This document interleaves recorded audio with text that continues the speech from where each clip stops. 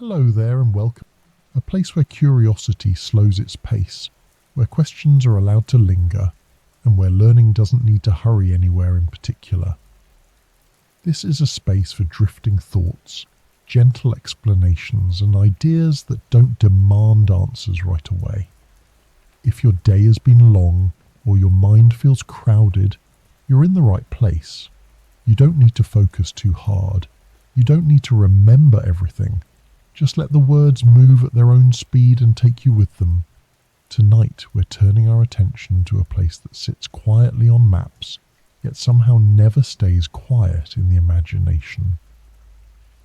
A stretch of ocean that looks ordinary at first glance, marked by neat lines and familiar coastlines, yet carries a reputation that refuses to fade. It has been blamed, questioned, defended, exaggerated, dismissed, and resurrected more times than most places on Earth. Ships have crossed it without incident. Planes pass overhead every day. Satellites watch it from above with calm indifference. And still the stories keep returning. Tonight, we're exploring what still goes wrong inside the Bermuda Triangle. It's a curious thing, how a location can feel unsettled even when it hasn't moved an inch. The water there doesn't glow. The waves don't rise higher than elsewhere. There's no sign posted on the horizon warning travellers that they're entering a zone of uncertainty. And yet, for decades now, people have spoken about this region as if it behaves differently, as if something about it resists full explanation, not dramatically, not all at once, just enough to leave questions behind. Some places earn their mystery through isolation, others through danger. This one earns it through familiarity. It sits along some of the most travelled routes in the world. Commercial shipping lanes pass through it. Vacation flights cross it daily. Weather satellites and ocean buoys monitor it constantly. And yet, despite all of that attention, it continues to feel slightly unfinished as a story. Not because everything that happens there is strange, but because not everything that happens there settles comfortably into simple explanations. Before we drift any further into it, let me ask you something gently, the way we often do here. Where are you listening from right now? Not just geographically, but situationally. Are you lying down, sitting quietly, moving through a dim room while the rest of the world winds down? And what time is it for you in this moment? The answer doesn't need to be spoken, just noticed. It's fitting, really, to think about time and place while talking about somewhere so often associated with both going missing and being found again. If you find this space calming, or if you enjoy letting complex ideas unfold slowly without being pushed toward a conclusion, consider giving this video a like or subscribing to the channel. It helps this quiet corner reach others who might also be looking for something thoughtful to listen to while the day lets go. No urgency, no pressure, just a small gesture if it feels right. Now, let's begin easing into the story itself. Not by jumping straight into disappearances or dramatic claims, but by taking a moment to understand what we're actually talking about when we say the Bermuda Triangle. Because even that name, so commonly used, hides a surprising amount of uncertainty. The Bermuda Triangle isn't a formally recognised region. It doesn't appear on official nautical charts as a special zone. There are no universally agreed upon borders. Ask 5 sources where it begins and ends, and you'll likely get 5 slightly different answers.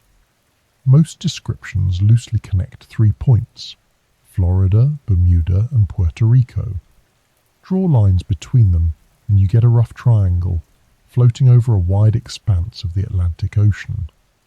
But those lines exist only in the imagination. The ocean itself doesn't acknowledge them. That vagueness is part of what allows the mystery to breathe. When something goes wrong anywhere in that general area, it's easy to pull it into the triangle's orbit to say it happened there. even if the coordinates are fuzzy or the conditions were already known to be difficult. Over time, this has allowed unrelated incidents, decades apart, to blend together into a single narrative. Not a lie exactly, but not a clean record either. And yet, even when you strip away exaggeration, something remains. Not a supernatural force or a hidden intelligence, but a set of overlapping factors that make this region unusually complicated. Busy traffic, unpredictable weather, strong ocean currents, deep water close to shore, shifting magnetic readings, human error layered on top of all of it. None of these are unique on their own. What's unusual is how often they coincide. There's also the matter of expectation. When people enter a place already believing it is dangerous or strange, they pay closer attention to every irregularity. A flickering instrument, a delayed radio message, a sudden squall that might have gone unnoticed elsewhere suddenly feels significant. The mind fills in gaps. Patterns emerge where randomness might otherwise suffice. This doesn't mean the experiences aren't real. It means they are filtered through anticipation. Still, anticipation alone doesn't explain why certain stories endure while others fade. There are ship logs that end abruptly, radio transmissions that sound confused or disoriented, aircraft that deviated from expected paths before vanishing. These details are often retold with dramatic emphasis, but even when approached cautiously, they raise questions. Not questions of other dimensions or vanishing portals, but of navigation, communication, and how easily things can unravel when multiple small problems line up at once. One of the quiet themes running beneath all of this is overconfidence. The triangle sits near technologically advanced regions. Crews passing through it have often believed they were well equipped, well trained, and well supported. This sense of security can sometimes make early warning signs easier to dismiss. A compass that doesn't quite behave as expected, a weather system that forms faster than forecasted, a current that pulls more strongly than anticipated. Individually, these are manageable. Together, they can overwhelm. And then there's time, not in the dramatic sense of lost hours or warped reality, but in the practical sense of how quickly conditions can change. The weather in this part of the Atlantic doesn't always announce itself politely. Storms can build rapidly, especially during certain seasons. Visibility can drop without much warning. Wind and waves can turn coordinated navigation into a series of rush decisions. When that happens, records become incomplete, and later reconstructions rely on fragments. What makes this particularly frustrating for investigators is that the ocean is very good at erasing evidence. Deep water swallows debris, currents scatter what remains, wreckage doesn't always float, and even when it doesn't always surface where expected. This leaves room for speculation, because the absence of clear answers is often mistaken for the presence of something hidden. Over the years, advances in technology have solved some of the triangle's puzzles. Wrecks once thought lost forever have been found. Flight paths have been reconstructed with greater accuracy. Weather models have improved. Many incidents once attributed to mysterious forces now have reasonable explanations, but not all of them. And that's the part that keeps the triangle from settling fully into the past.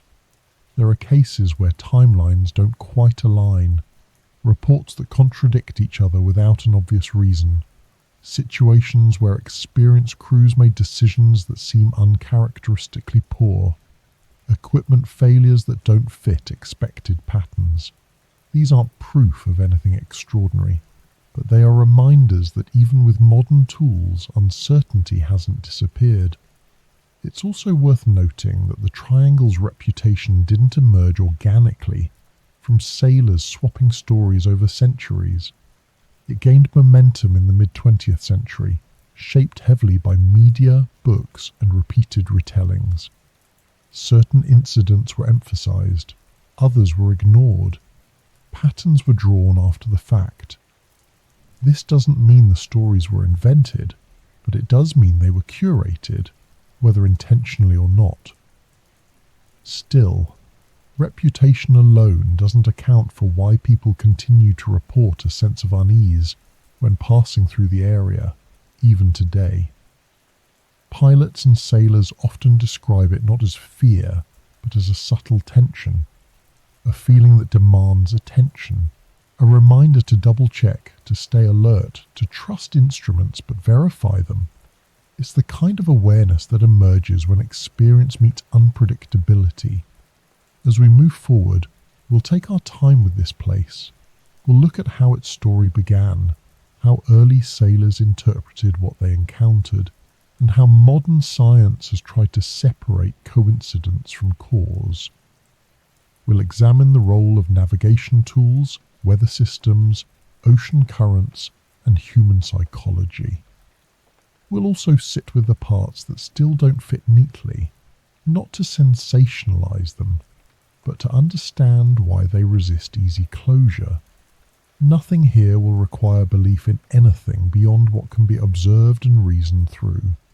At the same time, nothing will rush to dismiss lived experience simply because it's inconvenient. The goal isn't to solve the Bermuda Triangle once and for all, but to understand why, even now, it continues to feel slightly unfinished. So as you settle into the rhythm of this exploration, let your attention soften. You don't need to track every detail. You don't need to form conclusions yet. Just follow the thread as it unwinds, moving from old stories into modern explanations, and from certainty into the quiet spaces where questions still linger.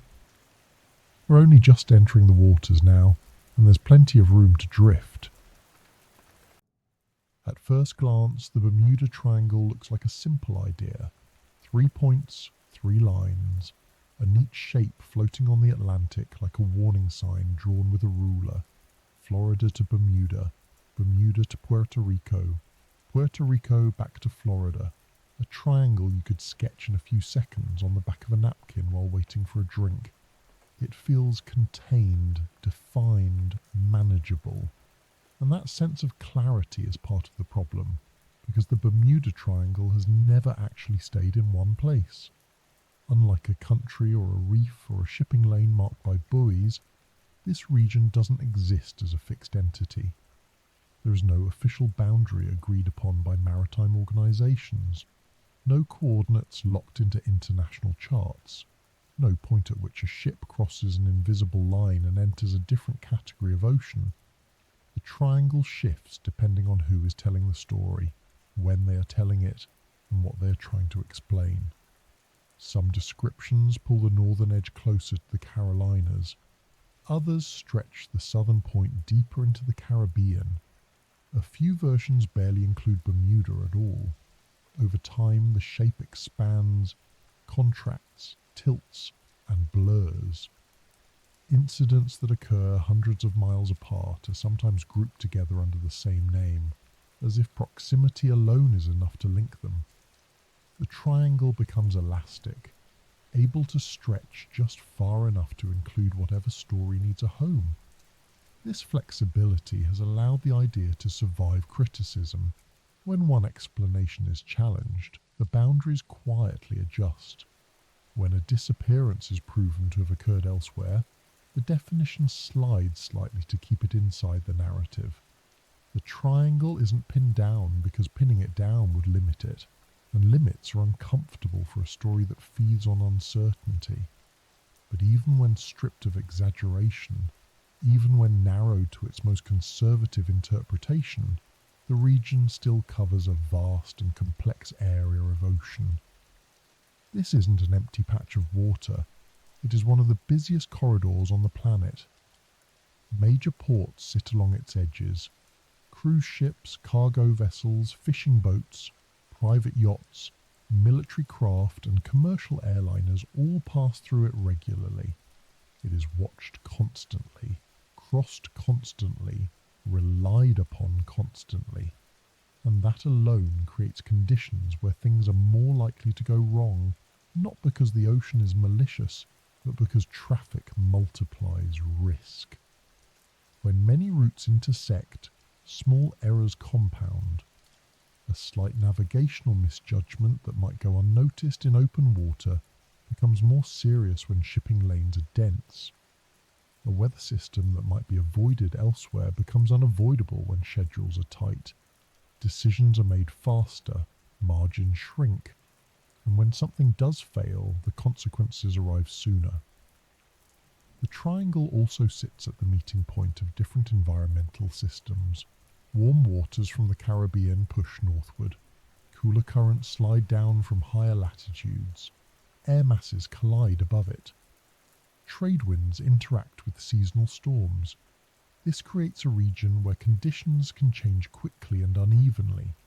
Calm seas can give way to heavy swells without much warning. Clear skies can close in. Visibility can drop.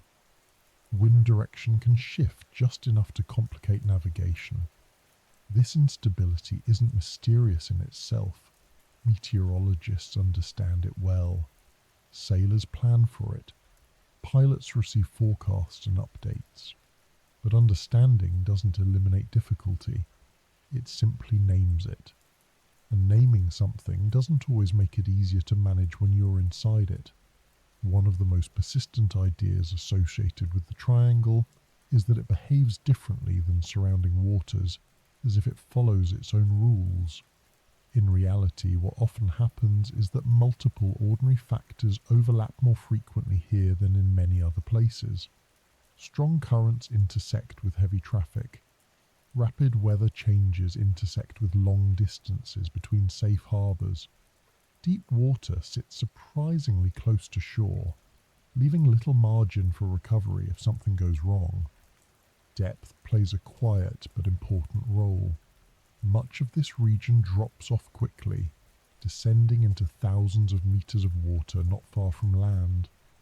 When vessels sink here, they don't settle gently onto shallow seabeds. They fall into darkness. Recovery becomes difficult. Evidence disappears, and without physical remnants, stories fill the space where data should be.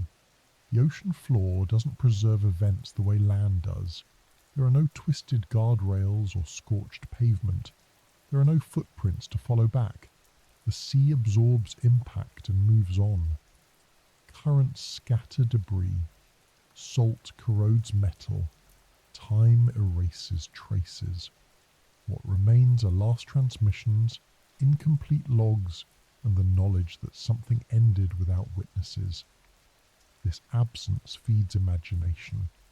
It encourages explanations that step beyond navigation and weather, because those explanations at least offer structure.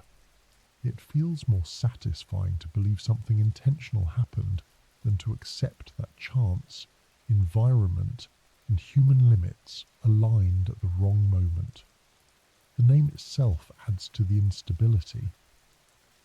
Bermuda Triangle suggests precision, geometry, clean edges, but the reality is more like a cloud than a shape. It's an idea imposed on a fluid environment, and fluid environments resist neat outlines. Water moves, air moves, magnetic fields fluctuate. Even the Earth itself isn't perfectly stable. The planet wobbles. Its magnetic poles drift. Measurements change over time. Magnetism is often mentioned here, sometimes accurately, sometimes not. The Earth's magnetic field does behave differently in various regions, and this area is sometimes noted for having relatively complex magnetic characteristics. Compasses don't always behave exactly as expected. Variation between magnetic north and true north shifts over time and location. This isn't unique to the triangle, but in a place where navigation depends heavily on accuracy, even small discrepancies matter. when older vessels relied more heavily on compasses and less on satellite guidance, these variations could contribute to confusion. A navigator who didn't fully account for local magnetic variation might slowly drift off course without realizing it. Over long distances, small errors grow, add poor visibility or rising weather, and that drift becomes dangerous. Modern technology has reduced this risk, but it hasn't eliminated it. Systems can fail.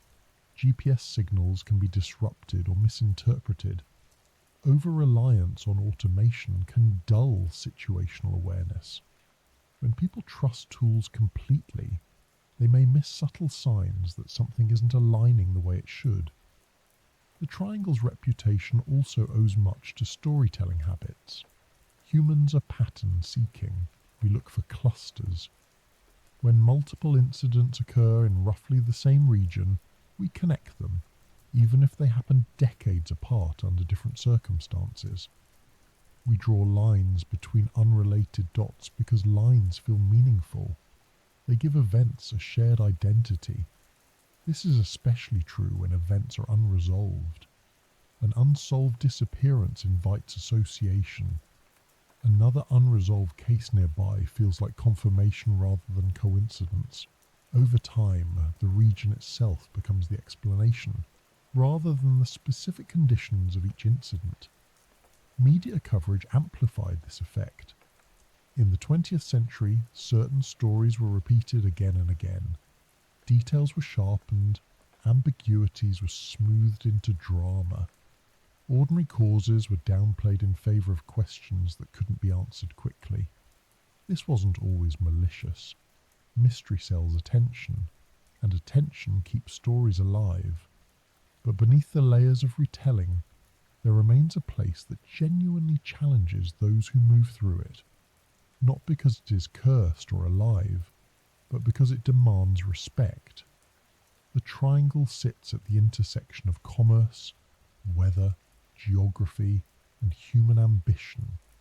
It's a reminder that even well-travelled routes carry risk, and that familiarity can breed complacency. Another reason the triangle refuses to settle is that it exists as much in the mind as on the map. Pilots and sailors often learn about it early in their training, sometimes informally, sometimes through cultural exposure rather than manuals. This knowledge shapes perception. When something unusual happens in this region, it feels more significant than it might elsewhere. Attention sharpens. Memory anchors itself more firmly. Psychology matters here. Stress alters perception. Fatigue narrows focus.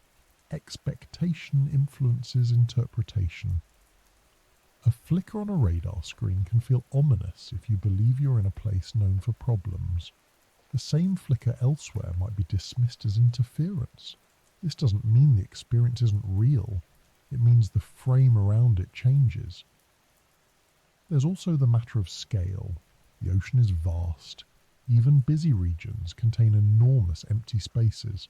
Search and rescue operations here cover huge areas. Time matters. Delays matter. When something goes missing, the window for finding clear evidence is narrow. By the time help arrives, conditions may have changed completely. Tracks vanish, signals fade, and what might have been a straightforward recovery becomes an open-ended question. This feeds back into the triangle's instability as an idea.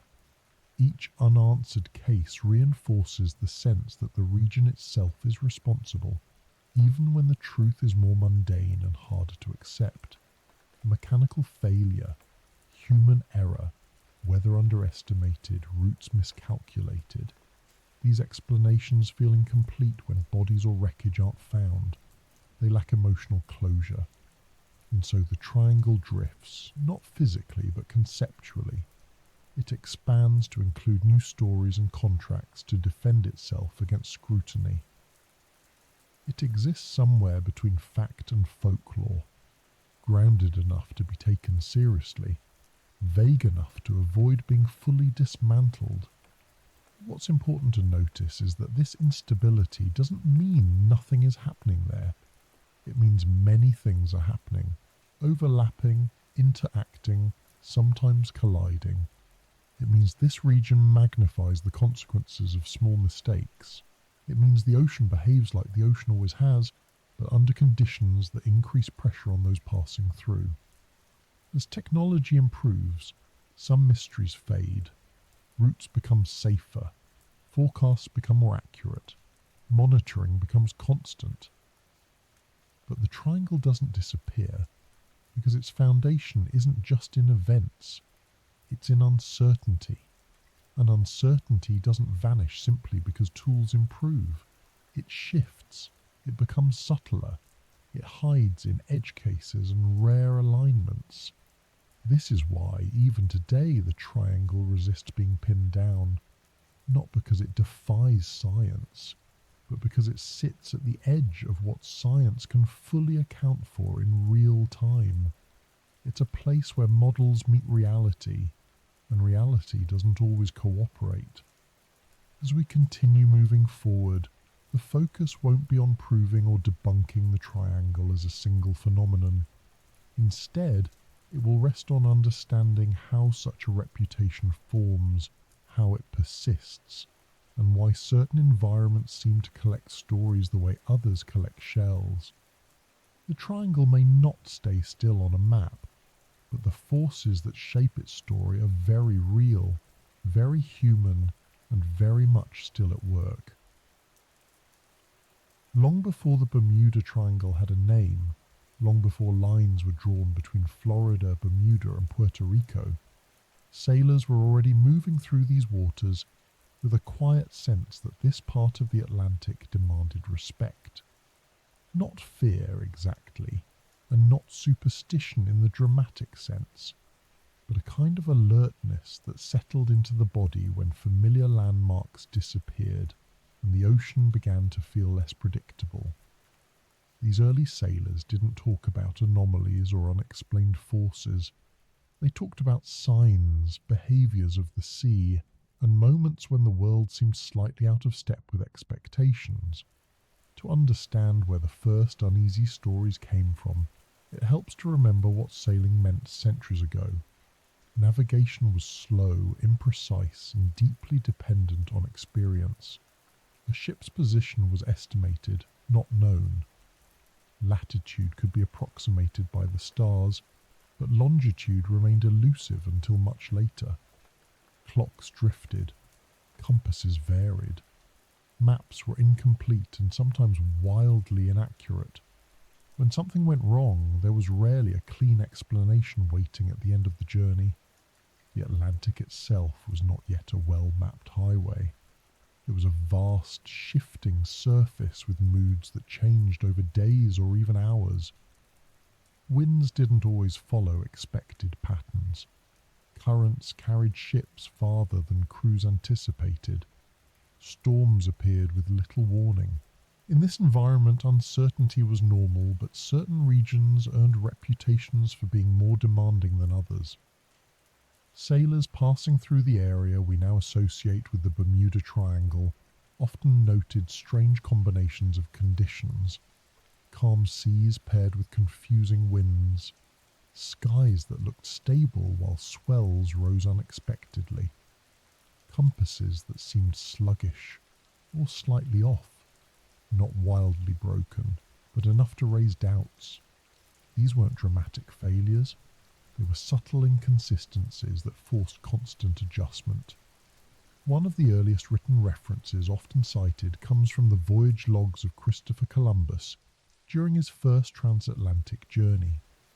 While crossing the Atlantic near this region, he noted that his compass readings did not align with the North Star as expected. This was not described as something supernatural. It was described as concerning. Columbus was an experienced navigator for his time, and deviations mattered.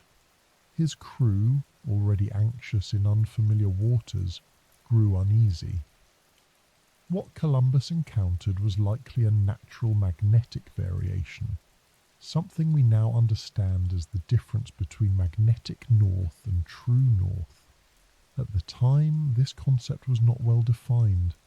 To sailors who relied on compasses as their primary guide, any inconsistency felt personal, as if the sea itself was withholding cooperation. These early observations didn't turn into legends overnight. They circulated slowly, passed from crew to crew, port to port. Sailors talked. They compared notes. Certain routes gained reputations for being tricky, not cursed. Difficult. Demanding. Places where attention could not slip for long. Stories from this era often focused on disorientation rather than disappearance. Ships arriving later than expected. Crews reporting that their estimates were off by days. Journeys that felt longer than they should have been. These experiences were explained through weather, currents, or divine will, depending on the storyteller. But the shared thread was a sense that time and distance behaved differently here. It's important to remember that early sailors did not have the luxury of separating natural explanation from belief. Religion, science, and observation blended together. A storm was both a physical event and a moral test. A navigational error could be a miscalculation or a sign of divine displeasure. The ocean was not just water. It was a living force in the worldview of those who crossed it. That worldview shaped how stories were told. When something unexpected happened, it was framed in familiar terms. A sudden storm might be described as the sea turning against the ship. A confusing current might be spoken of as the water pulling with intent. Language personified the environment because it helped make sense of danger. As European exploration expanded, traffic through the Atlantic increased. More ships meant more incidents, and more incidents meant more stories. Some ships vanished entirely, lost to storms, reefs, or navigational mistakes. Others returned damaged, crews shaken, accounts inconsistent. Each story added another layer to the region's emerging reputation. The Caribbean and surrounding Atlantic waters were especially challenging because of their geography. Islands rose suddenly from deep water. Reefs waited just below the surface. Warm waters fed storms that could intensify rapidly. Seasonal weather patterns were not yet fully understood. Hurricanes in particular were unpredictable killers, often striking without the warning signs sailors expected from European waters. Survivors of such storms carried stories home. They spoke of winds that changed direction too quickly, waves that didn't behave normally, and skies that darkened faster than seemed reasonable.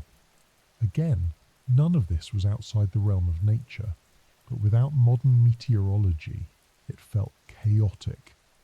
Another factor shaping early unease was isolation. Crossing the Atlantic meant weeks or months without land. Supplies were limited. Illness spread easily. Fatigue was constant.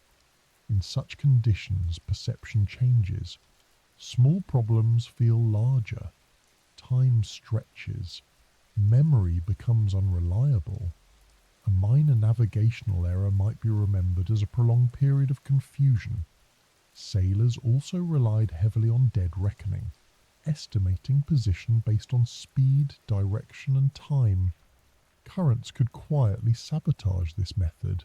The Gulf Stream, which flows through part of the region, is powerful and fast. A ship caught in it could be carried far off course without the crew realizing it, until landmarks failed to appear where expected. To sailors unfamiliar with this current, the experience could be deeply unsettling. They would sail as planned, only to discover that their estimates were wrong. The ocean had moved them without announcing itself. This invisible force reinforced the idea that the sea here had its own agenda. Cultural differences also played a role in shaping early stories. Indigenous peoples of the Caribbean had their own understandings of the sea, built on generations of observation. European sailors often misunderstood or dismissed this knowledge, yet still absorbed fragments of it through interaction. Warnings about certain waters or seasons were sometimes interpreted as superstition rather than practical advice. As trade routes developed, the region became busier. Ships carrying goods, people, and sometimes enslaved individuals crossed repeatedly. With increased traffic came increased loss. Ships sank. Crews died. Cargo disappeared. Insurance claims were filed. Explanations were required. When no clear cause could be established, rumour filled the gap. What's notable is that early stories rarely focused on sudden inexplicable vanishings in the way later legends would. Instead, they emphasized difficulty, the sense that voyages through this area required more effort, more vigilance, more humility. Success depended not only on skill but on conditions aligning favourably. Over time, certain phrases and descriptions became common. Sailors spoke of seas that looked calm but felt heavy beneath the hull, winds that shifted without warning, nights where stars seemed harder to read. These descriptions were poetic, but they were rooted in experience. They reflected genuine challenges faced repeatedly by different crews. Written records from the era are uneven. Many logs were lost. Others were incomplete or intentionally vague. Captains sometimes downplayed problems to protect reputations or financial interests. In other cases, exaggeration crept in, consciously or not, as stories were retold. Memory is not a precise instrument, especially when filtered through stress and survival. A storm that lasted hours might be remembered as days. A navigational error might feel longer because of fear. These distortions accumulated as stories travelled. By the time later generations began compiling accounts, patterns seemed to emerge. Ships delayed, crews confused, equipment unreliable. It was tempting to see these as evidence of something inherent to the region, rather than a combination of factors common to long-sea voyages in a demanding environment. The lack of definitive explanations reinforced this temptation. When a ship vanished without witnesses, imagination filled the silence. The ocean does not offer closure easily. Wreckage sinks, evidence disperses. Families wait without answers. Stories harden into legends because legends provide shape where reality does not. It's also worth noting that early sailors did not experience these waters in isolation from broader anxieties. The Atlantic represented the unknown itself. Crossing it was an act of courage, desperation, or ambition. Every successful crossing felt like a victory over chaos. Every loss felt like a reminder of human vulnerability. In that context, it made sense to attribute difficulties to the place rather than to chance or error. Blaming the sea preserved confidence in skill. It allowed sailors to believe that mastery was possible elsewhere, even if this region resisted it. As centuries passed, navigational tools improved. Maps became more accurate. Understanding of currents and weather expanded. Yet the stories persisted, carried forward by tradition. What had begun as practical caution slowly took on an air of mystery. When later writers revisited these early accounts, they often emphasized the most unsettling elements, while ignoring the mundane explanations. A confused compass became a symbol rather than a measurement problem. A delayed voyage became evidence of lost time rather than shifting winds. Still, beneath the layers of embellishment, the core remains. Early sailors experienced this region as demanding. They recorded confusion, difficulty, and moments of unease, not because something supernatural was at work, but because the environment challenged the limits of their tools and understanding. These first uneasy stories matter because they set the tone for everything that followed. They framed the region as one that required caution. They seeded the idea that the ocean here did not behave entirely as expected, and once that idea took hold, it became easier for later generations to attach new meanings to it. As navigation evolved and exploration gave way to commerce, the old stories didn't disappear. They adapted, they waited, and when technology advanced enough to promise control over the sea, the moments when that promise failed felt sharper, more surprising. The unease that early sailors felt was not irrational. It was a response to uncertainty, to real challenges, to an environment that did not forgive complacency. That same unease, reshaped and reinterpreted, still echoes today whenever something goes wrong in these waters, and as we move forward from these earliest accounts, the focus will shift.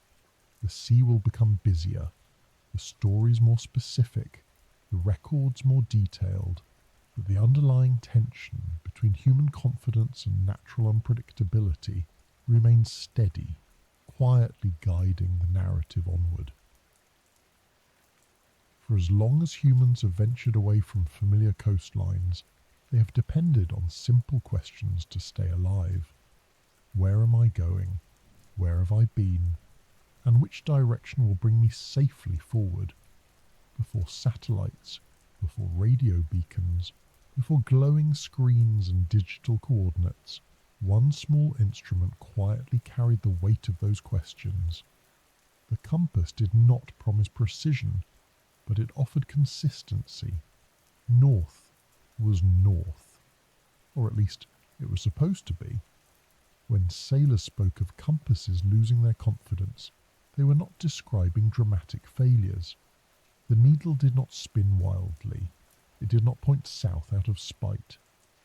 What unsettled them was something subtler, a hesitation, a sluggish response, a direction that seemed almost right but not quite, enough to introduce doubt, enough to make a navigator pause and wonder whether the problem lay with the instrument, the ship, or the sea itself. In the waters associated with the Bermuda Triangle, this doubt became part of the experience early on. Sailors noticed that compasses sometimes behaved differently here, not consistently wrong, just inconsistent enough to demand constant correction. For crews already navigating by estimation and celestial observation, this was more than an inconvenience. It was a quiet erosion of trust.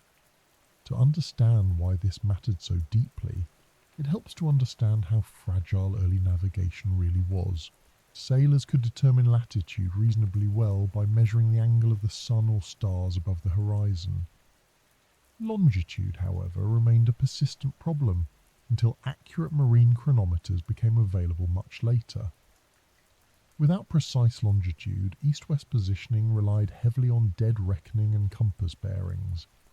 In that context, even a small error mattered. A single degree off course might not seem significant over an hour. Over days or weeks, it could place a ship dangerously far from its intended path. Add strong currents and shifting winds, and the margin for error shrank further. The Earth's magnetic field is not uniform. It varies across the globe, both in strength and direction. The angle between magnetic north and true north is known as magnetic declination, and it changes depending on location. Today, this information is mapped, updated, and integrated into navigation systems. Centuries ago, it was poorly understood and rarely standardized. Sailors relied on experience to compensate. They learned that in certain regions, compasses needed adjustment. They memorized local quirks.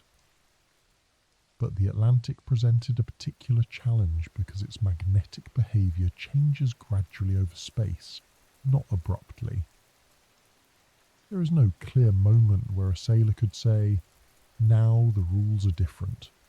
The needle simply begins to drift, almost imperceptibly, until the accumulated effect becomes noticeable.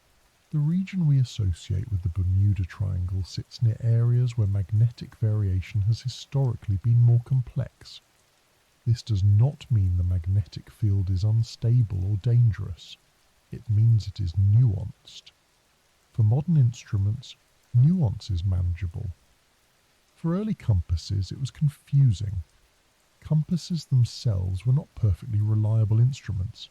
They were affected by temperature, vibration, nearby metal, and the construction of the ship. Iron fittings, cargo, even cannons could influence readings. As ships evolved and carried more metal, compasses required careful placement and regular calibration. Not all crews understood this fully. When a compass behaved unexpectedly, sailors faced a difficult decision: trust the instrument and assume their senses were misleading, or trust their experience and assume the instrument was compromised. Either choice carried risk. Doubt slowed decisions. Hesitation invited error. What made this especially unsettling in the Atlantic was the lack of immediate feedback. On land, a wrong turn is quickly obvious. At sea, a mistake may not reveal itself for days. By the time a discrepancy becomes clear, reversing course may be impossible due to weather or supply constraints. Logs from various voyages describe moments where compasses disagreed with celestial observations. Sailors noted that the needle seemed to shift slightly without explanation. These observations were often written plainly without drama. The drama entered later, when these records were reread through the lens of mystery. At the time, sailors lacked a framework to explain magnetic variation scientifically. They knew magnets pointed north, but not why. The idea that the Earth itself generated a magnetic field was not yet fully developed. Variations felt arbitrary, and arbitrary behavior in a survival tool felt threatening. This sense of threat was magnified by the environment. The open ocean offers few reference points. When clouds obscure the sky, stars disappear. When landmarks vanish over the horizon, the compass becomes the primary guide. Any uncertainty in its reading feels amplified by isolation. As stories circulated, certain regions gained reputations. Sailors warned each other informally. They advised caution. They recommended double-checking bearings, cross-referencing with the sun when possible, and trusting instincts alongside instruments. This advice was practical, but it also reinforced the idea that something about the place demanded extra care. Over time, these practical warnings blended with storytelling. A slightly off bearing became a compass that could not be trusted. A confusing correction became a loss of direction. Each retelling smoothed nuance into narrative. Later generations sometimes interpreted these accounts as evidence of magnetic anomalies unique to the Bermuda Triangle. In reality, magnetic variation exists everywhere. The difference lies in how well it is understood and accounted for. The Atlantic's variations were simply encountered before the science caught up. Even today, magnetic north is not fixed. It drifts over time, moving tens of kilometers per year. Maps must be updated. Systems recalibrated. Pilots and sailors are trained to account for this. The phenomenon is not mysterious, but it remains dynamic. Modern navigation systems compensate automatically. GPS relies on satellites, not magnetism, for positioning. Yet compasses are still carried as backups, and magnetic variation is still taught. The old lessons have not vanished. They have been absorbed into procedure. There are also moments even now when magnetic readings behave unexpectedly. Solar activity can disturb the Earth's magnetic field temporarily. Geomagnetic storms can affect navigation systems, radio communication, and power grids.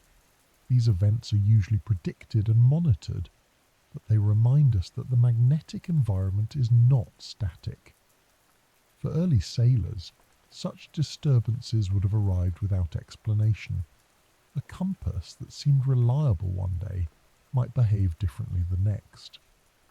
Without knowledge of solar activity or geomagnetic interaction, the change would feel personal, localized, almost intentional. This is how uncertainty becomes narrative, not through sudden catastrophe, but through repeated small moments of doubt. Each time a sailor questioned the needle, the idea that this place interfered with navigation grew stronger. Another layer of complexity comes from human expectation. When sailors believed a region was tricky, they paid closer attention to instruments. They noticed small deviations they might ignore elsewhere. Attention sharpened perception, but it also increased anxiety. An anxious navigator is more likely to second guess. Second guessing leads to course changes. Course changes increase complexity. Complexity increases the chance of error. What begins as caution can spiral into confusion. This feedback loop is subtle and difficult to document, but it matters. Navigation is as much cognitive as mechanical. Instruments provide data, but humans interpret it. Confidence plays a role. When confidence erodes, decision-making slows. In modern retellings, compasses in the Bermuda Triangle are sometimes portrayed as actively malfunctioning. This exaggeration obscures the more interesting truth. The compasses were not broken. They were revealing the limits of understanding at the time. The ocean did not confuse the needle. The Earth's magnetic field behaved as it always has. What changed was the sailor's expectation that north was a single, unchanging direction. When this expectation failed, it forced a reckoning. Either the instrument was wrong, or the world was more complex than assumed. Without the tools to embrace complexity, sailors lean toward explanation through story. This is not a failure of intelligence. It is a natural human response to uncertainty. We tell stories to stabilize experience. We assign character to forces we do not yet understand. We say the sea pulls, the wind tricks, the compass lies. These phrases capture emotion more than mechanics. As time passed and science advanced, magnetic variation was mapped and measured. The mystery faded, but the stories remained. They were retold without the original context, stripped of their practical origins and reshaped into something more dramatic. Yet even stripped of exaggeration, the lesson holds. Navigation depends on trust, and trust depends on understanding. When understanding lags behind experience, unease fills the gap. The Bermuda Triangle did not cause compasses to lose confidence. It revealed how fragile confidence can be when knowledge is incomplete. It exposed the space between instrument and interpretation, between data and decision. This space still exists, even now. Technology reduces it, but never erases it completely. Systems fail. Signals degrade. Human judgment remains part of the loop, and whenever judgment meets uncertainty, the old tension returns. As we continue forward, this tension will appear again in different forms. In radio transmissions that cut out at the wrong moment, in weather systems that intensify faster than predicted, in decisions made under pressure with limited information. The compass was only the first tool to highlight this pattern. It showed early sailors that direction is not always absolute, and that trust must be earned repeatedly, not assumed. The stories that grew from those moments did not come from nowhere. They grew from hands gripping wooden decks, eyes scanning empty horizons, and needles that wavered just enough to make certainty feel like a luxury. And once certainty is questioned, everything else begins to feel a little less solid, setting the stage for the next layer of unease to emerge. There is something uniquely unsettling about a ship that leaves port and never arrives. No distress call that clearly explains what went wrong. no debris field neatly confirming an accident, no final message that ties events together into a comprehensible ending, just absence. And in the long history of maritime travel, absence has always been the hardest thing to sit with. When people speak of vanishing ships in the region associated with the Bermuda Triangle, they often imagine dramatic moments. A vessel swallowed whole, a sudden catastrophe, a clean break between existence and nothing. But the reality, as it so often is, tends to be quieter and more confusing. Ships did not usually vanish in an instant. They faded out of contact. They missed scheduled arrivals. They became late, then worryingly late, then officially missing. Time plays a central role in these stories, not only because ships fail to appear, but because the accounting of time itself often became uncertain.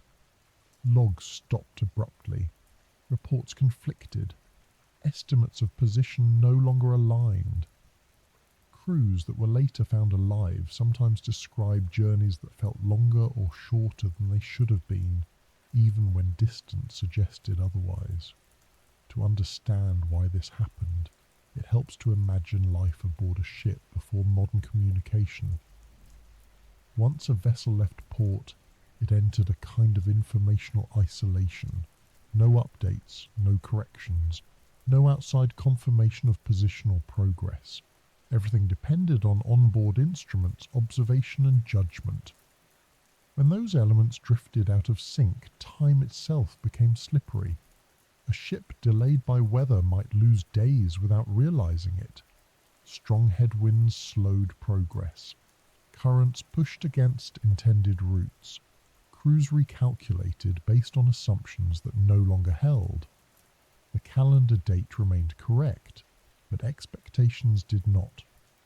When arrival times slipped, concern grew. This concern intensified in busy regions like the Atlantic routes near the Caribbean and North America. Ships were expected to arrive on predictable schedules. When they did not, alarms were raised. Insurance companies took notice. Ports waited. Families worried. And with each unanswered delay, imagination filled the silence. Some ships were eventually found. Others were not. Those that were found often told partial stories. A damaged hull, missing lifeboats. Cargo shifted. Logs that ended mid-sentence or mid-calculation. These fragments offered clues but rarely full explanations. One recurring theme in these accounts is disorientation. Crews reported confusion about position, weather that seemed inconsistent with forecasts, seas that behaved unpredictably.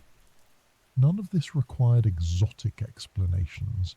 It required only the convergence of fatigue, pressure, and limited information. Fatigue is often underestimated in these narratives. Long voyages strained bodies and minds.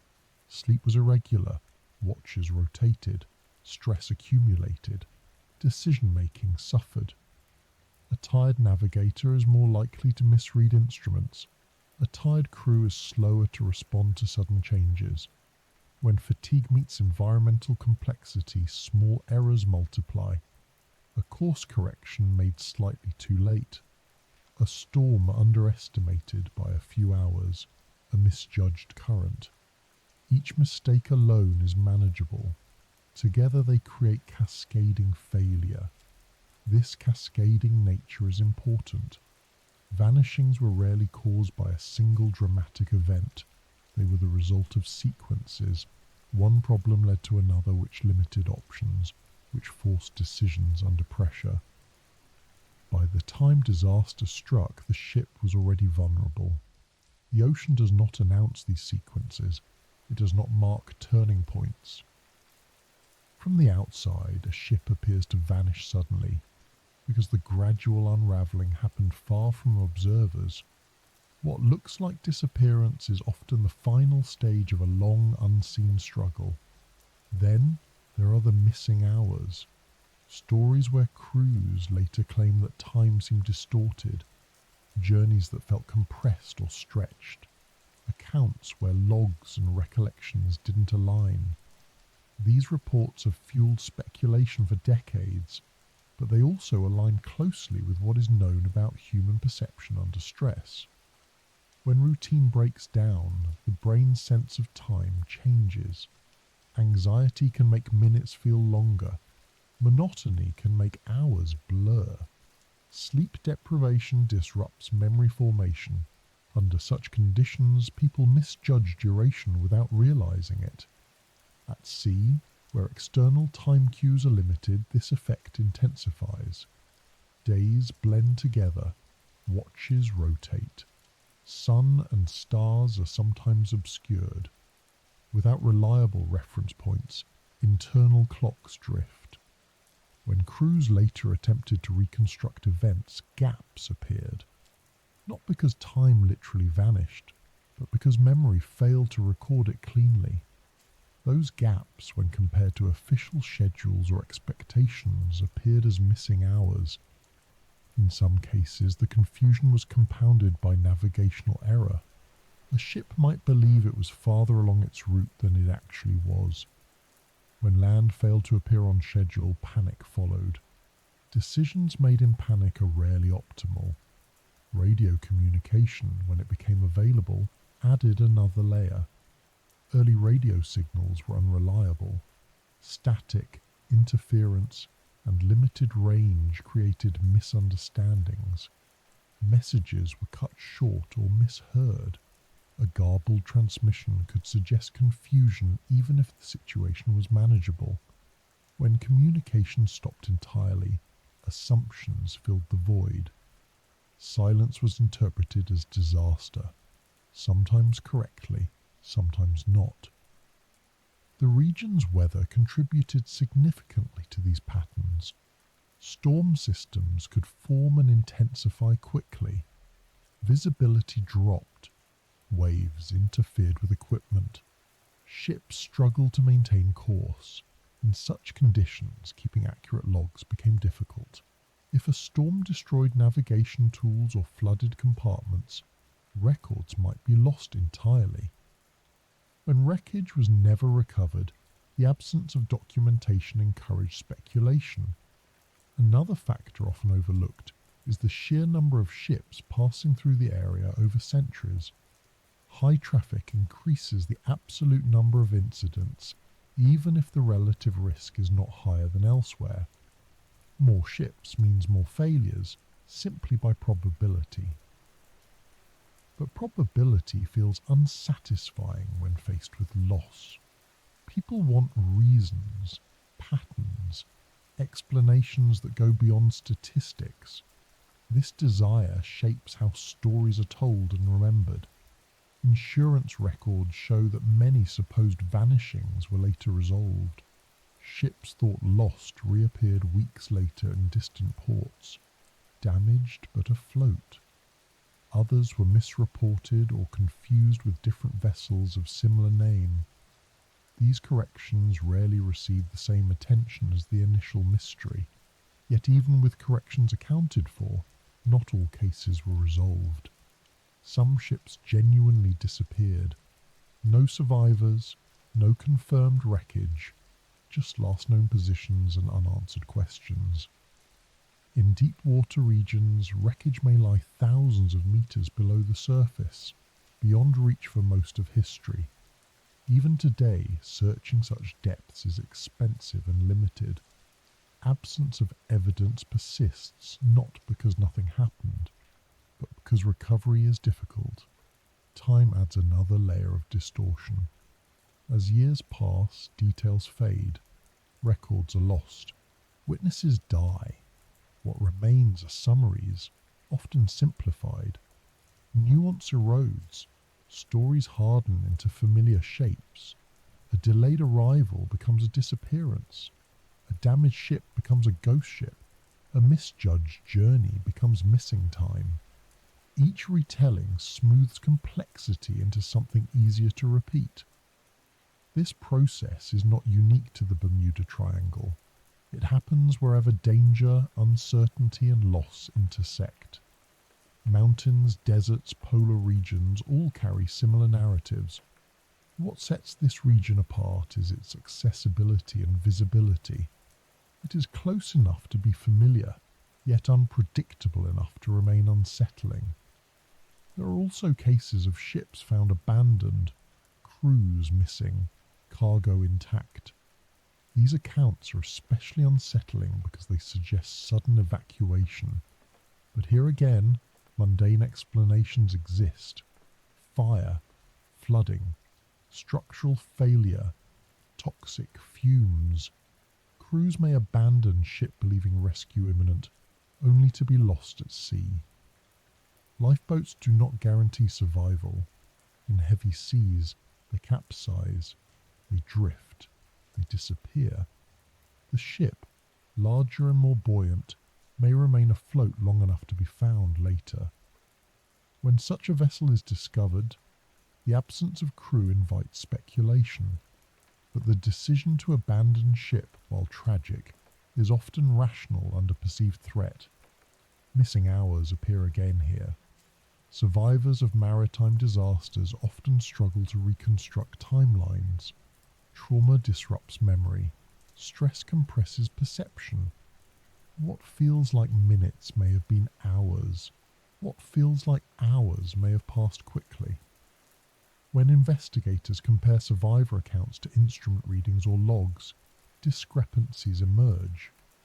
These discrepancies are sometimes framed as mysterious, but they align closely with known psychological effects.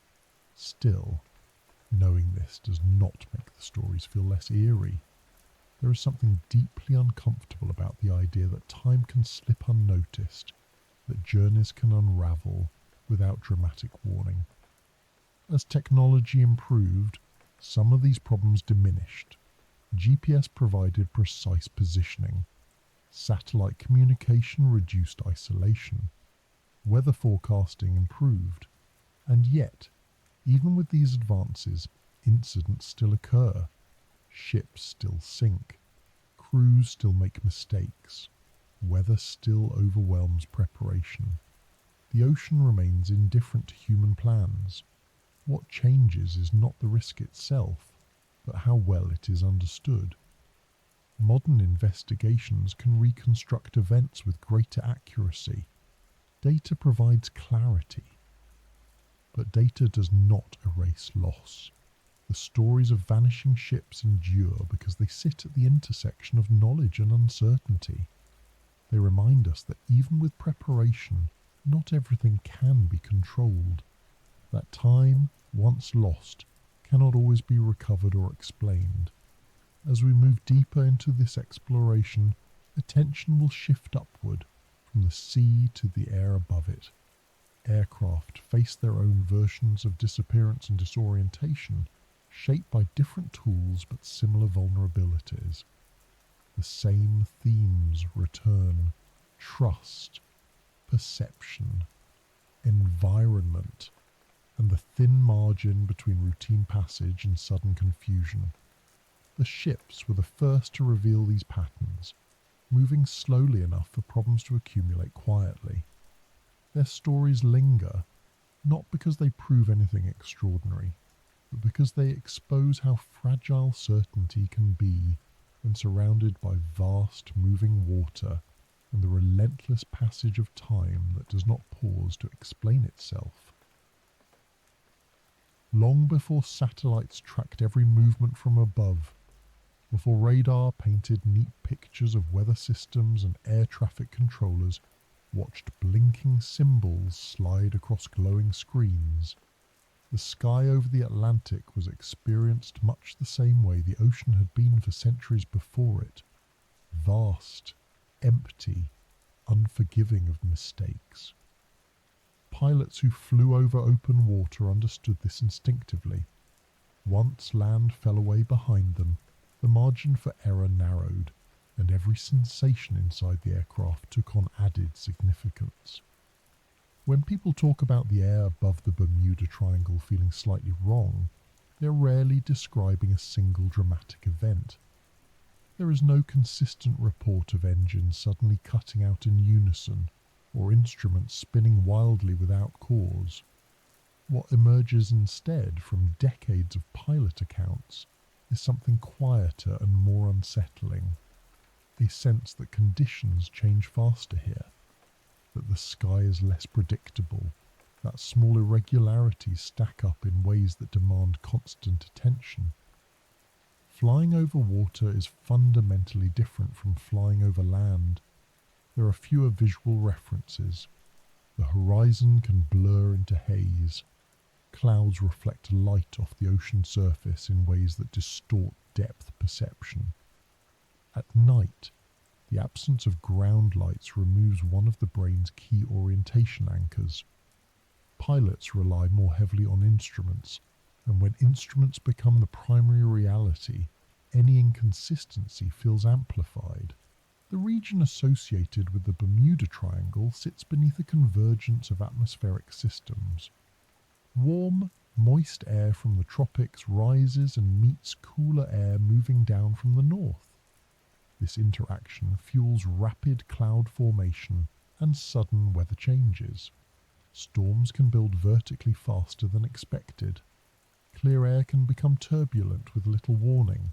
Updrafts and downdrafts form unpredictably. None of this violates known meteorology. In fact, it is well documented. But documentation does not eliminate difficulty. Pilots plan based on forecasts, and forecasts are estimates, not guarantees. When conditions evolve faster than predicted, crews must adapt in real time. One of the most commonly reported issues in this region is unexpected turbulence, not the dramatic, violent shaking often imagined, but irregular air movement that disrupts smooth flight. These disturbances constrain both aircraft and crew. Instruments vibrate, autopilot systems disengage, workload increases. For pilots already managing long over water legs, fatigue plays a role. Even in modern aircraft, extended flights demand sustained concentration. When turbulence appears suddenly, it raises stress levels. Stress narrows attention. Narrowed attention increases the likelihood of missed cues. There is also the issue of weather visibility. Tropical weather systems can look deceptively manageable from a distance. Clouds may appear thin or scattered, hiding powerful vertical development inside. Pilots flying visually, especially in smaller aircraft, may misjudge what they are entering. Once inside such systems, conditions change quickly. Rain reduces visibility. Instruments become primary. Airspeed fluctuates. Orientation becomes more difficult. In these moments, the sky can feel less like a stable medium and more like an active participant. Radio communication adds another layer. Over oceanic regions, communication relies on different frequencies than over land. Signal quality varies. Atmospheric conditions can interfere. Messages may be delayed or distorted. For pilots accustomed to constant, clear contact, this introduces another source of uncertainty. When communication becomes intermittent, decision-making changes. Crews must rely more heavily on training and judgment. They may hesitate to divert without confirmation. They may push forward longer than ideal, trusting that conditions will improve. In some historical cases, radio transmissions from aircraft over this region sounded confused or disoriented. These recordings are often cited as evidence of something unusual, but when examined carefully, they reflect pilots under stress, dealing with rapidly changing conditions, limited visual references, and heavy workload. Stress affects speech. It shortens sentences. It disrupts clarity. It can make even experienced professionals sound uncertain. When such recordings are replayed later, stripped of context, they can feel ominous. Navigation in the air shares some vulnerabilities with navigation at sea. While aircraft are not affected by currents in the same way, wind plays a similar role. Strong crosswinds can push an aircraft off course. Headwinds slow progress. Tailwinds accelerate it. Accurate wind forecasting is essential, and errors accumulate over long distances. Before satellite navigation became universal, pilots relied on a combination of compass headings, time, airspeed, and wind estimates. Small miscalculations could place an aircraft far from its intended path. Over land, landmarks corrected these errors. Over water, there was nothing to check against. Magnetic variation again enters the picture. Aircraft compasses are subject to the same underlying magnetic field as ships. While aviation instruments are more sophisticated, they still require calibration and correction. In regions where magnetic variation changes, this must be accounted for. If it is not, headings drift. Waypoints are missed, corrections compound. The sky does not offer immediate feedback. A pilot may believe they are on course until fuel calculations begin to diverge from expectations. Fuel management is critical over oceanic routes. There are few diversion options. Misjudging consumption by even a small margin can become serious. Weather, turbulence, and altitude changes all affect burn rate. Several aircraft incidents associated with the Bermuda Triangle involved fuel exhaustion. Crews believed they had more fuel than they did. They trusted calculations based on assumptions that no longer held true. When engines failed, the cause was not mysterious, but the chain of decisions leading there was complex. The idea that the air feels wrong also relates to perception. Humans evolved to navigate in environments rich with sensory cues. The sky over open ocean strips many of these away. Without ground reference, the inner ear becomes unreliable. Spatial disorientation becomes a risk. This phenomenon is well known in aviation. Pilots can experience the sensation that they are climbing when they are level, or banking when they are straight. Without trusting instruments fully, these sensations can lead to dangerous control inputs. Training addresses this explicitly. Pilots are taught to ignore bodily sensations and rely on instruments. But training does not eliminate instinct. Under stress, the body asserts itself. The conflict between sensation and instrument can feel deeply unsettling. In regions where weather, turbulence, and visibility change rapidly, this conflict intensifies. The sky feels less predictable, less cooperative, slightly wrong, not because it is hostile, but because it demands constant vigilance. Another factor is air traffic density. The region is busy. Commercial flights, private aircraft, military operations and recreational aviation all overlap. Managing traffic requires coordination across multiple control zones. Handovers occur frequently. Each handover introduces potential for miscommunication. Frequency changes, accents, static, timing. Small misunderstandings are usually resolved quickly, but under heavy workload they can persist longer than ideal.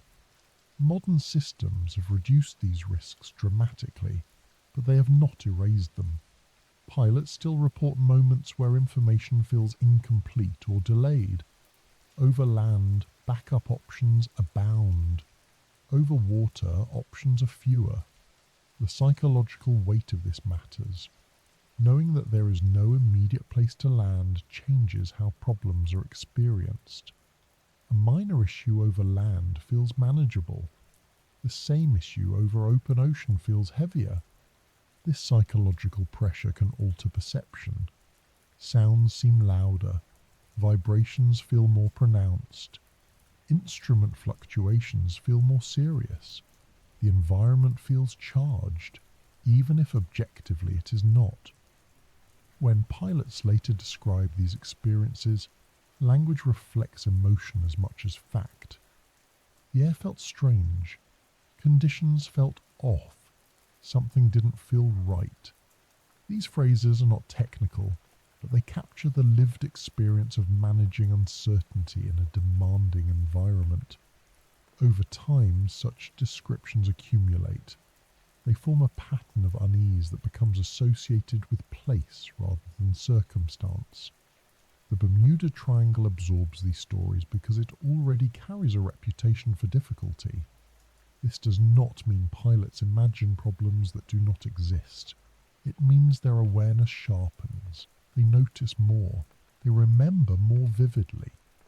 Place becomes part of the story. In modern aviation, data recording has transformed investigation. Flight data recorders, cockpit voice recorders, radar tracking and satellite monitoring allow events to be reconstructed in detail. Many incidents once considered mysterious have been explained through this data, yet even with data, interpretation remains human. Investigators analyze sequences. They identify contributing factors. They see how small deviations align, and often the conclusion is not a single cause but a cascade. Weather plus navigation error plus communication delay plus fatigue. Each factor alone insufficient. Together, decisive. The air above the Bermuda Triangle does not break rules. It follows them closely, sometimes too closely, amplifying their effects. Warm air rises, moisture condenses, wind shifts, magnetic fields vary. Human perception adapts imperfectly. The feeling that something is slightly wrong emerges when expectations meet complexity, when the environment does not behave as simply as hoped, when systems require more attention than usual. As aircraft technology continues to advance, this feeling becomes less common, but it does not vanish entirely. There are still moments when pilots encounter conditions that demand respect, when routines break, when attention sharpens. These moments remind us that flight, for all its sophistication, still depends on navigating invisible forces. Air cannot be seen, wind cannot be grasped, weather cannot be negotiated with. It can only be understood, anticipated, and responded to. The stories that grow from these encounters are shaped by memory and context. A pilot who has heard of the Bermuda Triangle may frame an unsettling flight differently than one who has not. This framing does not invalidate the experience, it shapes it. As we move forward, attention will turn toward the forces that drive much of this unpredictability, the weather itself, the systems that form, intensify, and move through this region with speed and power. Because the sky does not act alone, it is part of a larger pattern, one that connects air, sea, and the thin line of human decision-making stretched between them. Weather has a way of revealing how much control we only think we have. On land, its changes are usually framed by context. Clouds roll in over familiar streets. Wind rattles windows that have stood through countless storms. Rain falls on places that offer shelter almost immediately. At sea and in the air above it, weather behaves differently, not because it follows different rules, but because there is nothing to soften its transitions, no terrain to slow it, no structures to break it apart. Just open space, warm water, and moving air, all interacting at once. In the region often associated with the Bermuda Triangle, this interaction becomes especially intense. Not dramatic in the way stories sometimes suggest, but fast. Subtle at first, then decisive. Conditions can shift from manageable to challenging in a window of time small enough to catch even experienced crews off guard. The weather doesn't announce a change of intent, it simply evolves. One of the defining characteristics of this region is the warmth of the ocean. Warm water is energy. It feeds the atmosphere above it, loading the air with moisture and heat. when this warm, moist air rises and meets cooler air moving down from the north.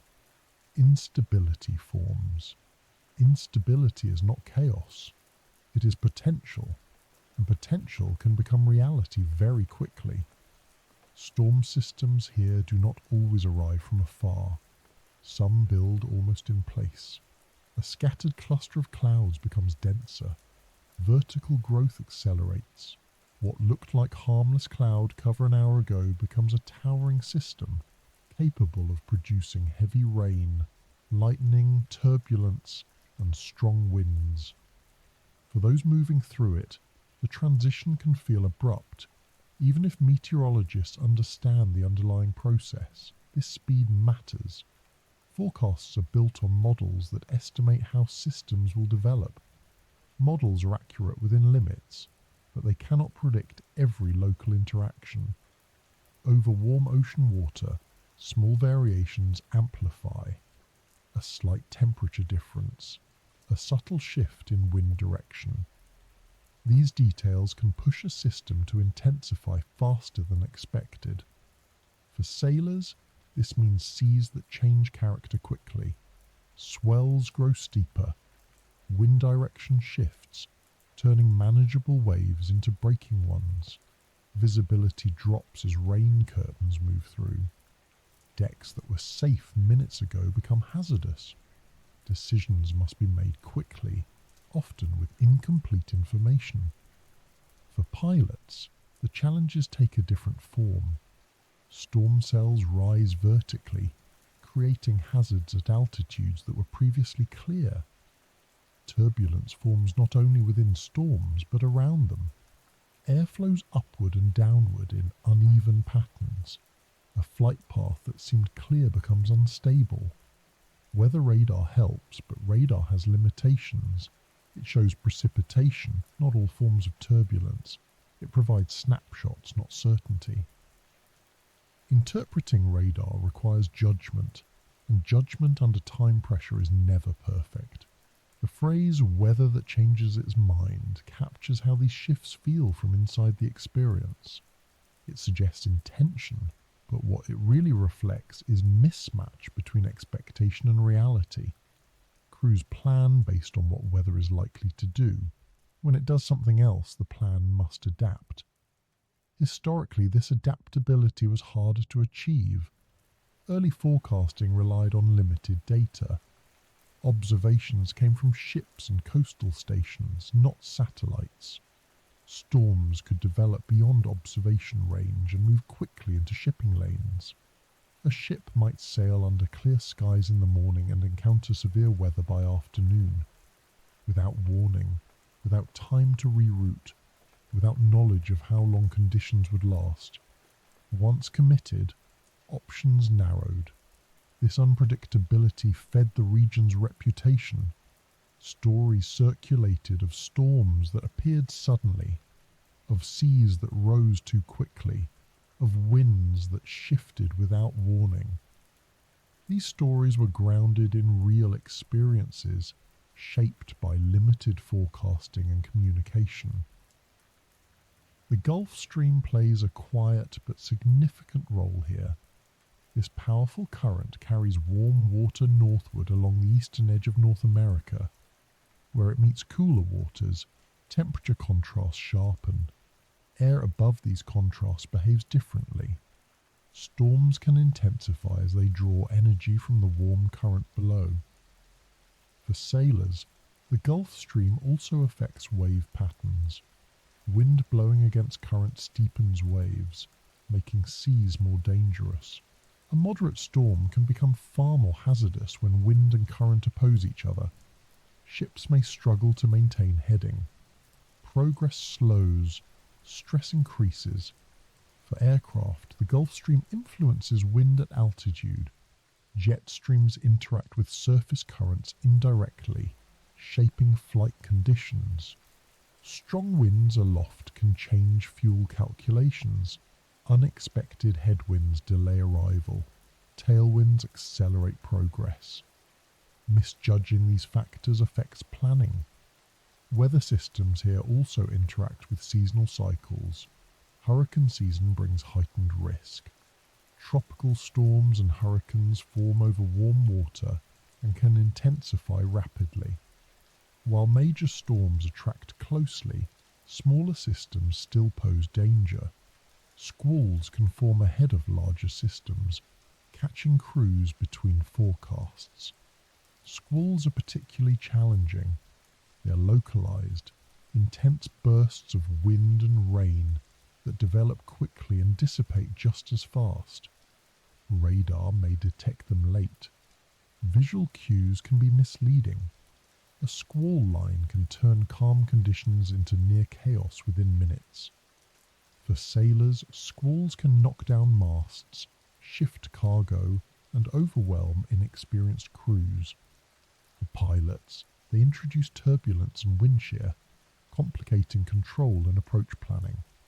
Wind shear deserves special attention. It occurs when wind speed or direction changes rapidly over a short distance. Aircraft encountering wind shear may lose or gain airspeed unexpectedly. At low altitude, this can be dangerous. Over oceanic routes where weather systems are less anchored, wind shear can appear unpredictably. The challenge is not just physical, it is cognitive. Rapidly changing weather demands constant reassessment. Plans must be revised, assumptions questioned. Under stress, this reassessment becomes harder. Humans prefer stability. We rely on patterns. Weather that changes quickly disrupts those patterns. It creates a sense of being chased rather than guided. This sensation feeds into the narratives that surround the region. It is important to note that none of this implies malicious behavior from the environment. The weather is not deciding anything. It is responding to physics. Heat moves, air rises, pressure balances. But from inside a ship or aircraft, the distinction between intention and process fades. What matters is impact. Modern forecasting has reduced uncertainty significantly. Satellites provide continuous monitoring. Models incorporate vast amounts of data. Warnings are issued earlier. Routes are adjusted proactively. Yet even now, weather surprises occur. Technology shortens reaction time, but it does not eliminate surprise. Systems still develop faster than expected. Local conditions still deviate from forecasts. The ocean and atmosphere remain complex. One reason weather changes feel more dramatic here is scale. Overland terrain breaks up systems, mountains disrupt airflow, forests and cities alter temperature patterns. Over open ocean, systems grow uninterrupted. They expand horizontally and vertically without obstacles. This uninterrupted growth allows storms to organize efficiently. It also allows them to change structure quickly. A weak system can strengthen. A disorganized cluster can align. These transitions are subtle until they are not. For those navigating through, the line between caution and overconfidence matters. Trusting a forecast too rigidly can be as dangerous as ignoring it. Weather planning requires flexibility. When flexibility is constrained by fuel, schedule, or fatigue, risk increases. Fatigue again plays a role. Long hours at sea or in the air reduce cognitive resilience. Tired crews are slower to recognize developing threats. They may delay action, hoping conditions will stabilize. Sometimes they do, sometimes they worsen. This delay is rarely dramatic. It is incremental. One more mile, one more hour, one more adjustment.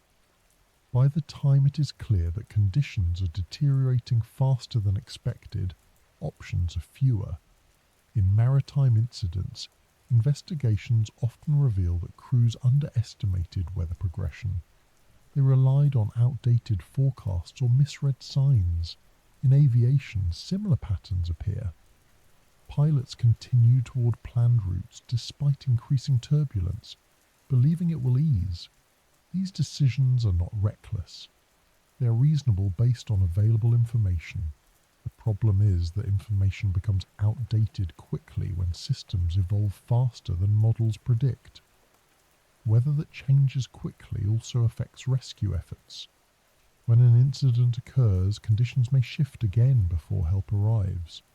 Search patterns must adjust. Visibility changes. Debris disperses. What might have been recoverable becomes lost. This compounds the sense of mystery. A ship or aircraft encounters severe weather, fails, and leaves little trace. By the time searches begin, the weather has moved on, erasing evidence. From the outside, this looks like disappearance. From inside the experience, it feels like being overtaken. The narratives that grow from these events often emphasize suddenness, storms appearing out of nowhere, conditions turning hostile without warning. While exaggerated, these descriptions reflect the subjective experience of rapid change. The human brain struggles with rapid transitions. We expect continuity. When continuity breaks, it feels wrong. That feeling becomes part of memory. In regions where such transitions happen more frequently, memory accumulates similar impressions. Over time, a reputation forms. The place becomes known for weather that cannot be trusted. This reputation feeds back into perception. Crews entering the region are more alert. They notice changes sooner. They attribute discomfort to location rather than circumstance. This does not create danger, but it colours interpretation. It is also worth noting that modern shipping and aviation schedules leave little room for delay. Economic pressure encourages efficiency, deviating from route costs, time and money. This pressure can influence decision-making. When weather begins to change, the choice to divert is not purely technical. It involves cost, coordination, and communication. Delays ripple outward. This complexity can slow response. Weather does not negotiate with schedules. It does not wait for clearance. When it changes quickly, it forces decisions that reveal how systems prioritize risk. In the Bermuda Triangle region, these forced decisions have historically occurred often enough to leave a mark on collective memory. The weather here does not break rules, it applies them efficiently. As we continue forward, attention will turn to the water itself. The currents beneath the surface that pull without being seen. The forces that move ships even when sails and engines are steady. Because weather does not act alone. It works in concert with the ocean, and together they create conditions where small miscalculations carry long consequences. The sky may change its mind quickly, but it does so in response to deeper patterns. Patterns that are invisible until they are felt. Patterns that shape the stories we tell when something goes wrong, and the caution we carry when moving through places where change arrives without asking permission. The ocean rarely announces what it is doing beneath the surface. From above, it can look calm, even cooperative, a wide expanse of moving blue that seems to accept whatever crosses it.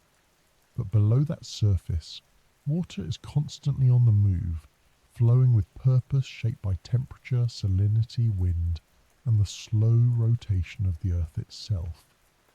These movements are not dramatic in the way storms are. They do not roar or flash. They pull, quietly, persistently, and often without being noticed until their effects have already accumulated. In the region commonly associated with the Bermuda Triangle, ocean currents play a central role in shaping what goes wrong and why it so often feels confusing afterward. This part of the Atlantic is not a still body of water. It is a crossroads of motion where powerful currents intersect, slide past one another, and sometimes tug in directions that challenge expectation. For sailors, these currents have always been among the most underestimated forces they encounter. The most famous of these currents is the Gulf Stream, a fast-moving river of warm water that flows northward from the Gulf of Mexico, along the eastern coast of the United States and out into the Atlantic. It is not a narrow stream, but a massive shifting flow that can be tens of miles wide and hundreds of meters deep. Within it, water moves far faster than the surrounding sea, sometimes exceeding speeds of 4 knots. For a ship moving at a modest pace, that difference matters. A current of just a few knots can quietly carry a vessel far off its intended course over the span of hours or days. Unlike wind, which is felt directly, currents work invisibly. The deck feels steady, the sails or engines perform as expected, and yet the ship's actual path across the earth drifts. Early sailors had no direct way to measure this movement. They could feel wind, they could observe waves, but the water beneath them offered no clear signal. Only when expected landmarks failed to appear did the truth become apparent. By then, the correction required might be significant. This disconnect between perception and reality is what makes currents so deceptive. They do not resist movement. They assist it, but not always in the direction intended. To the sailor steering a course, everything feels normal until it doesn't. And when it doesn't, there is rarely a single moment to point to and say, that's when it went wrong. The region's geography amplifies this effect. Warm tropical waters mix with cooler Atlantic currents. Eddies form, spinning off the main flow like detached thoughts. These rotating pockets of water can trap vessels temporarily, altering speed and direction unpredictably. Some eddies persist for weeks, others dissipate quickly. From the surface, they are often indistinguishable. Modern instruments can detect these features, but historically, sailors encountered them without warning. A ship might slow unexpectedly. Progress might feel uneven. Course adjustments that should have worked did not. The sensation was subtle, but over time it created unease. Currents also interact with weather in important ways. When wind blows against current, waves steepen. They become shorter, sharper, more difficult to navigate. What might be manageable seas under other conditions become hazardous. Ships take water over the bow. Stability is compromised. Fatigue increases. In the Bermuda Triangle region, this interaction occurs frequently. Storms moving across the Gulf Stream encounter warm water that feeds them additional energy. At the same time, wind patterns can oppose the current, creating chaotic surface conditions. The sea becomes confused, with waves arriving from multiple directions. This confusion makes navigation harder. It affects steering. It strains hulls. It complicates decisions. And because it can develop quickly, it catches crews off guard. One of the most frustrating aspects of current-driven incidents is how difficult they are to reconstruct afterward. Logs may record heading and speed accurately, yet the final position does not align with expectations. Investigators must account for unseen forces that varied over time and space. When wreckage is involved, currents scatter it. Debris fields stretch over wide areas. What might have been a single point of failure becomes a diffuse pattern. Finding the origin requires modelling water movement backward in time, a process filled with uncertainty. This scattering effect contributes to the sense of disappearance. A ship sinks, pieces float, currents pull them apart. By the time searches begin, debris may be far from the incident location. Searchers look in the wrong place. Evidence is missed. For families and observers, this feels like erasure. The ocean does not preserve moments, it dissolves them. Another layer of complexity comes from depth. Much of this region drops sharply into deep water. When ships sink here, They descend quickly, often beyond reach. Unlike coastal wrecks that may break apart and wash ashore, deep water wrecks vanish into darkness. Currents at depth behave differently than surface currents. They can move in different directions. They can be slower, but they are persistent. Over time, they carry wreckage away from the sinking point. Even if a ship is eventually located, it may be far from where it was last reported. This separation fuels speculation. Last known positions feel inaccurate. Timelines blur. The gap between expectation and outcome widens. For sailors experiencing strong currents firsthand, the psychological effect is significant. Steering becomes less responsive. Progress feels unpredictable. Effort does not yield proportional result. This erodes confidence. Confidence matters at sea. It affects decision-making. When sailors trust their control, they act decisively. When control feels compromised, hesitation creeps in. Hesitation in dynamic conditions can be costly. There are accounts of ships that struggled against currents until fuel or supplies ran low. Crews believed they were making headway when they were not. By the time the truth became undeniable, options were limited. In such situations, abandoning ship may seem rational, but lifeboats are even more vulnerable to currents. Small craft are easily overwhelmed. Survivors drift farther, faster, often beyond search areas. Currents do not care about intent. They do not negotiate. They pull without asking. This impartiality is difficult to accept emotionally. Humans prefer causes with agency. A storm can be blamed. A mechanical failure can be repaired. Currents simply are. They exist whether acknowledged or not.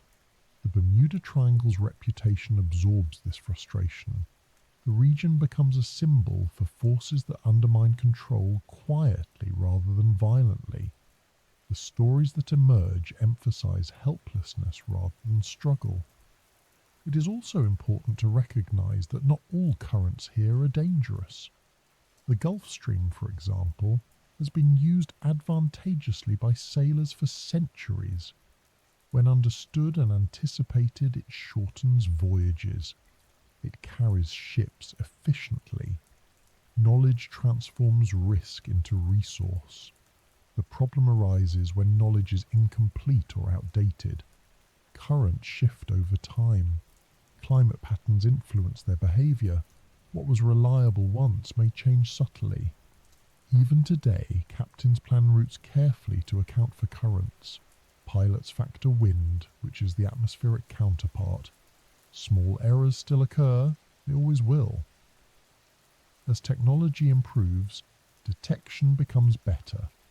Satellite altimetry reveals sea surface height variations associated with currents. Models simulate flow patterns, but models are approximations. They simplify complexity. The ocean resists simplification. It moves in layers, interacts with the atmosphere, responds to planetary forces. Predicting its behavior precisely is impossible. Understanding probabilities is the best available approach. This probabilistic nature does not sit comfortably with storytelling. Stories prefer clear cause and effect. Currents offer gradients and tendencies. They operate continuously, not discretely. When something goes wrong, it is tempting to attribute it to a moment, a decision, a failure. In reality, currents exert influence long before disaster strikes. They shape conditions quietly until thresholds are crossed. The sailors who first spoke of being pulled off course were not imagining things. They were describing a real phenomenon without the language to explain it fully. Their words reflected experience, not theory. Over time, these experiences were folded into a larger narrative. Currents became part of the mystery rather than part of the mechanism. Their invisibility made them seem suspicious. Yet invisibility is not intention. It is simply the nature of fluid dynamics. Water moves whether observed or not. As we continue this exploration, it becomes increasingly clear that the Bermuda Triangle is less about isolated anomalies and more about overlapping systems. Weather, magnetism, human perception, and now currents all interact. Currents that pull without asking do not create legends on their own. They require context. They require stories. They require moments when their quiet influence aligns with human error or environmental stress. Those moments leave marks, not on the water, but on memory. And memory, unlike the ocean, tends to hold on to patterns even when details blur. The pull continues whether noticed or not. Ships still cross these waters safely every day. The current flows beneath them, indifferent, persistent, shaping outcomes quietly. Understanding this does not remove risk, but it reframes it. What feels like mystery becomes complexity. What feels like disappearance becomes dispersion. What feels like intention becomes interaction. And yet, even with understanding, the sensation remains. That something beneath the surface is moving you in ways you did not choose. That progress is not entirely yours to command. That sensation, more than any myth, is what gives this region its lasting weight. Few ideas associated with the Bermuda Triangle have proven as persistent or as resilient to correction as the notion that magnetism behaves strangely there. The image is familiar. Compasses spinning aimlessly, needles refusing to settle, navigation instruments betraying the very people who trust them most. It is an idea that feels technical enough to sound scientific, yet mysterious enough to invite speculation. And like many ideas that sit at that intersection, it has survived long after its simplest explanations became available. Magnetism, unlike storms or waves, is invisible. You cannot see it gathering. You cannot feel it directly. You only experience its effect through instruments. This invisibility makes it fertile ground for misunderstanding. When something unseen influences direction, and direction determines survival, it is easy to imagine intent where there is only physics. To understand where myth begins and reality holds firm, it helps to start with a basic truth. Earth is a magnetic planet. Its molten iron core generates a magnetic field that extends far into space. This field is not uniform. It varies by location. It drifts over time. It responds to solar activity. None of this is unusual. It is simply how a dynamic planet behaves. A compass does not point to the geographic North Pole. It points toward magnetic north, a moving target located hundreds of miles away from true north. The difference between these two directions is called magnetic declination, and it changes depending on where you are on the planet and when you measure it. This difference is not a flaw. It is a known characteristic of the system. In some places, magnetic north and true north align closely. In others, they diverge significantly. Navigators have always needed to account for this. Doing so requires updated charts and careful correction. When these corrections are missing or misunderstood, confusion follows. The region commonly labelled as the Bermuda Triangle has sometimes been described as a place where compasses point to true north rather than magnetic north. This is occasionally presented as something strange or disruptive. In reality, such regions exist elsewhere as well. They are called agonic lines, places where declination happens to be zero. These lines move over time as Earth's magnetic field shifts. An agonic line passing through a region does not break compasses. It does not confuse them.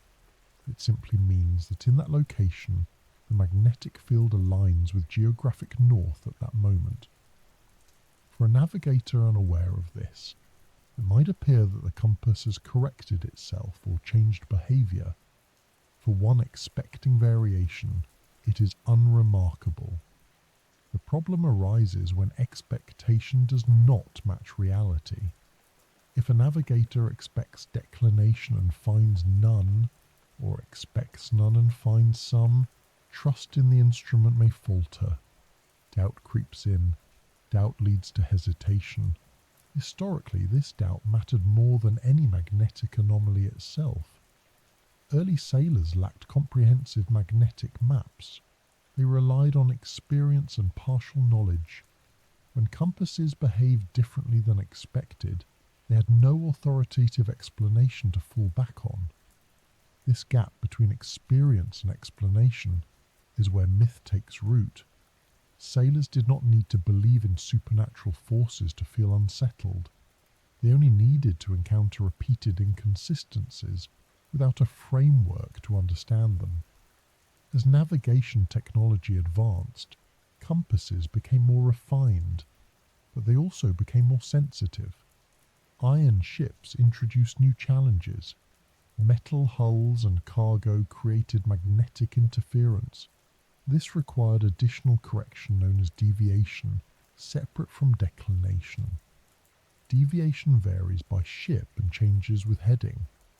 Managing deviation requires calibration. If calibration is incomplete or outdated, compass readings become unreliable. This unreliability is not caused by the environment alone, but by the interaction between environment and vessel. In busy regions like the Atlantic shipping lanes, ships came from many ports, built to different standards, maintained with varying levels of care. A navigator moving from one vessel to another might encounter different magnetic behaviours. Without clear distinction between ship-induced deviation and Earth's magnetic field, confusion grew. When confusion clusters geographically, stories attach themselves to place rather than to equipment. The Bermuda Triangle absorbed these stories because it was already associated with difficulty. Magnetism became another layer in an existing narrative. In aviation, similar patterns emerged. Aircraft compasses are affected by magnetic fields and by the aircraft itself. Electrical systems, metal structures, and even cargo influence readings. Pilots are trained to cross-check instruments and account for known errors. Still, small discrepancies can occur. Before satellite navigation, pilots flying over open ocean relied heavily on magnetic headings. Over long distances, small errors accumulated. Wind drift compounded the problem.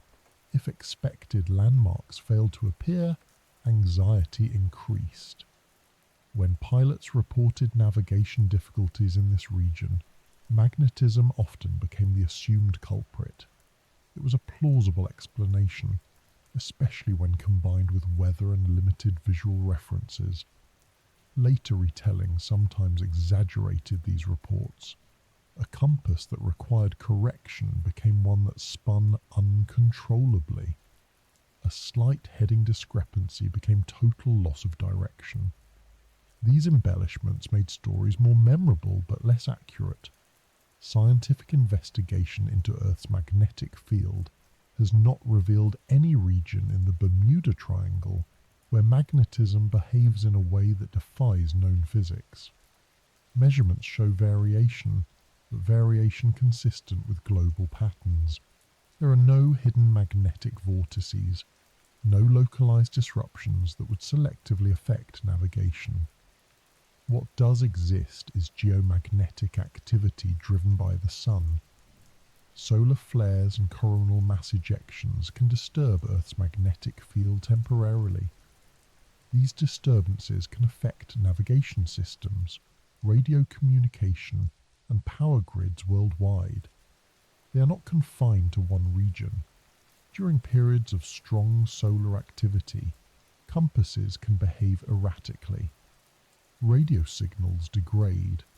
GPS accuracy can drop.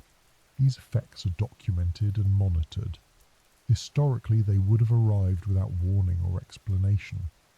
If such an event coincided with a voyage through the Atlantic, its effects might be attributed to location rather than solar conditions. Again, context shapes interpretation. The human mind prefers localized causes. It feels more manageable to blame a place than a star 90 million miles away. Localizing the problem creates a sense of containment, even if it is illusory. Another factor often overlooked is record keeping.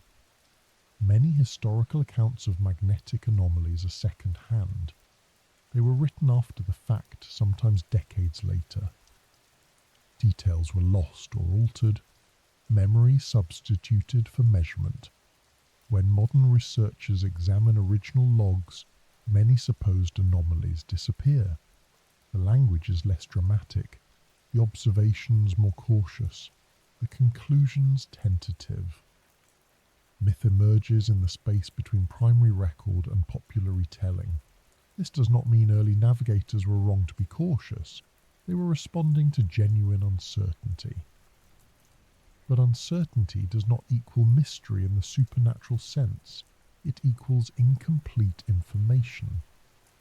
As magnetic science advanced, declination maps improved. Navigators learned to correct systematically.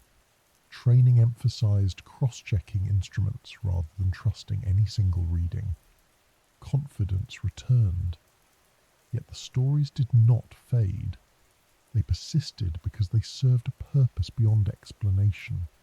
They expressed respect for forces beyond immediate control. They warned against complacency. They reminded crews to stay alert. In that sense, magnetic myths functioned as cautionary tales. They encoded practical advice into memorable narratives. Do not trust blindly. Verify. Expect variation. Pay attention. Even today, pilots and sailors are taught similar lessons, just framed differently. Technology has replaced superstition, but the underlying message remains. The problem arises when myth is mistaken for mechanism, when stories intended to encourage vigilance are interpreted as evidence of unique danger, when caution becomes fear. Measured reality paints a more nuanced picture. Earth's magnetic field is complex but predictable within bounds. Its variations are mapped. Its behavior is monitored. Navigational systems account for it. The Bermuda Triangle does not sit atop a magnetic anomaly that disrupts instruments selectively. It sits within a dynamic magnetic environment shared by the entire planet. What makes this region feel different is not magnetism alone, but the convergence of factors: busy traffic, rapid weather changes, strong currents, long distances without landmarks, human expectation layered on top. Magnetism becomes a convenient symbol for disorientation because it directly affects direction. Direction is psychological as much as physical.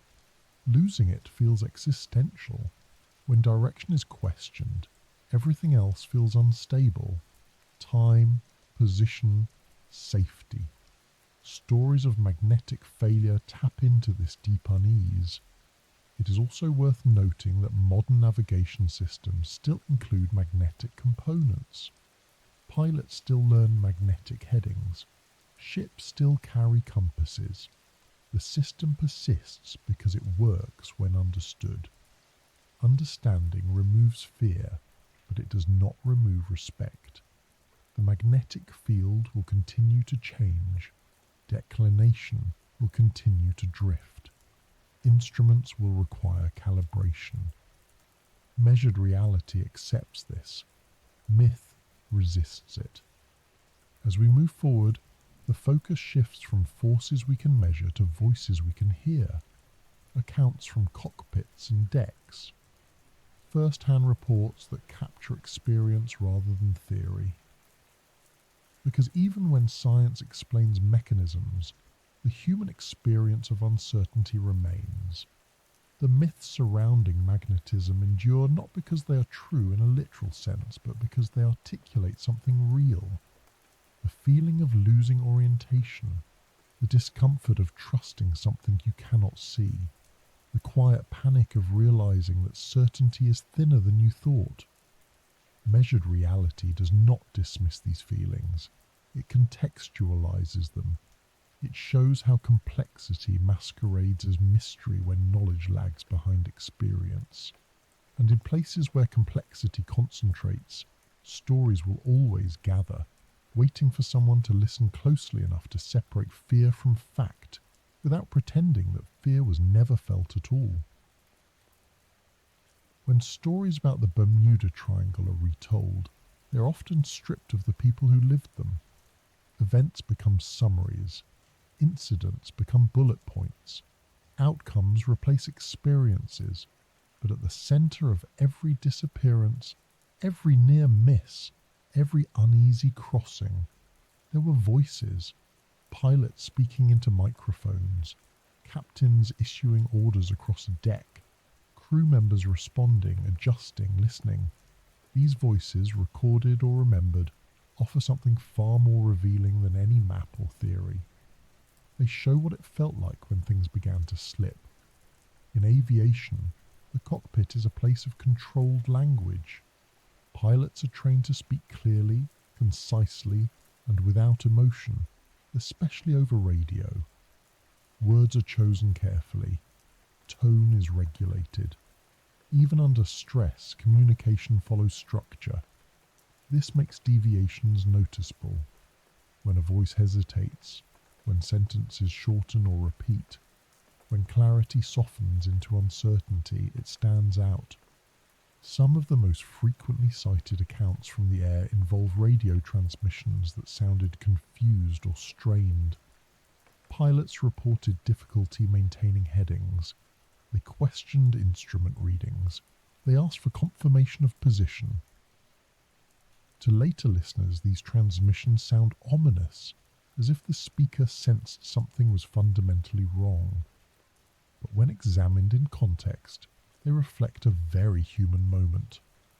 A professional encountering conditions that no longer align cleanly with expectations. Flying over open ocean removes many of the cues pilots rely on subconsciously. There is no terrain to cross-check, no cities glowing beneath the clouds. At night, the horizon can vanish entirely, merging sky and sea into a single dark plane. Under these conditions, instrument reliance becomes total. Any disagreement between instruments becomes deeply unsettling. In recorded transmissions, pilots sometimes sound frustrated rather than afraid. They repeat information. They request clarification. They attempt to reconcile conflicting data. This is not panic. It is problem solving under pressure. But problem solving takes time, and time feels compressed when fuel, weather, and distance are all working against you. On ships, the dynamic is different but equally revealing. The bridge of a vessel is rarely silent. Orders are spoken aloud. Readbacks confirm understanding. Crew members respond with practiced rhythm. When something changes unexpectedly, that rhythm shifts. Voices overlap. Commands are repeated. The tempo increases. Accounts from surviving crew members often describe moments when routine broke. A sudden change in wind, an unexpected roll, a current that felt stronger than anticipated. These moments prompted verbal checks. Bearings were confirmed. Speed was recalculated. When answers did not line up, tension entered the conversation. Unlike in aviation, where radio recordings sometimes survive, maritime voices are usually preserved through testimony. Survivors recall what was said, not always word for word, but in impression. They remember urgency, confusion, the sound of strain in familiar voices. These recollections are imperfect. but they are consistent in one way. They rarely describe a single catastrophic moment. Instead, they describe a gradual realization that something was no longer under control. The ship was not responding as expected. The weather was worsening faster than forecast. The current was stronger than calculations allowed for. In these moments, communication becomes both more important and more difficult. Stress narrows focus. People speak faster. They may assume shared understanding that is not actually present. Miscommunication creeps in, not through negligence, but through overload. Radio communication, whether between aircraft and control or ship and shore, adds complexity. Over oceanic regions, signals travel differently. Static interferes. Words drop out. Delays occur. Pilots and captains may believe they have conveyed information that was only partially received. In some famous accounts, final transmissions were incomplete. Sentences ended abruptly. Words trailed off. These fragments have been replayed countless times, analysed for hidden meaning, but often the simplest explanation is the most likely. Signal loss, interference, equipment failure, or a crew forced to prioritise action over communication. It's important to understand how radio discipline works in practice. In emergencies, crews are trained to communicate efficiently, but they are also trained to fly the aircraft or manage the ship first. If workload becomes overwhelming, communication is deprioritized. Silence does not mean confusion. It often means focus. This distinction is frequently lost in retellings. Silence becomes mystery. Fragmentation becomes evidence of disorientation. But within professional context, these patterns are familiar. That said, not all accounts resolve neatly. There are instances where experienced crews reported sensations they struggled to articulate. A feeling that instruments were lagging, that responses were delayed, that timing felt off. These reports are rare, but they persist. Psychology offers insight here. Under sustained stress, perception changes. Reaction times feel slower. The world seems slightly delayed. This is not time distortion in a physical sense. It is cognitive load overwhelming processing capacity. When multiple tasks compete for attention, the brain prioritizes survival. Fine-grained temporal awareness diminishes. Afterward, memory reconstructs events unevenly. Gaps appear. Durations feel distorted. In interviews, pilots sometimes describe flights where everything technically worked, yet the experience felt wrong. They landed safely, but could not shake the sense that they had narrowly avoided something. These impressions are not evidence of hidden forces. They are evidence of how finely balanced modern navigation can be. On ships, similar impressions surface. Crews describe seas that felt heavier than expected, steering that required constant correction, progress that did not match effort. These experiences accumulate quietly until someone voices concern. Voicing concern is itself a critical moment. It marks the transition from routine to alert. It changes how information is interpreted. Once concern is spoken aloud, every subsequent observation is filtered through it. This is where narratives begin. Not after disaster, but during uncertainty. The words spoken in these moments shape memory. They anchor emotion to place. In the Bermuda Triangle region, these voiced concerns are often remembered more vividly because they align with existing reputation. A captain who says something feels off in these waters reinforces the idea that the waters themselves are responsible. In another region, the same words might be forgotten. This selective memory is not deliberate. It is human. We remember what fits. Another layer comes from training culture. pilots and sailors are taught to respect certain regions, not fear them, but approach them with heightened awareness. This awareness influences communication. Crews check in more frequently, they verbalize more, they question assumptions. Ironically, this increased communication can make a situation sound worse on record. More discussion implies more trouble, even if outcomes are routine. Cockpit voice recorders, where available, show this clearly. Flights that encounter turbulence or weather often feature increased verbal activity. Pilots narrate actions. They cross-check instruments aloud. This is good practice, but to an untrained ear it sounds tense. Maritime communication logs show similar patterns. Routine passages are sparsely recorded. Difficult ones are documented in detail.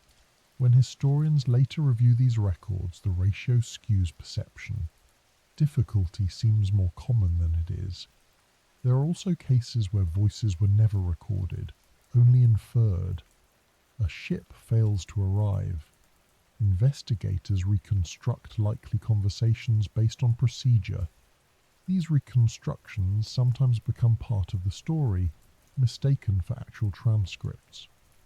Over time, imagined dialogue blends with real accounts.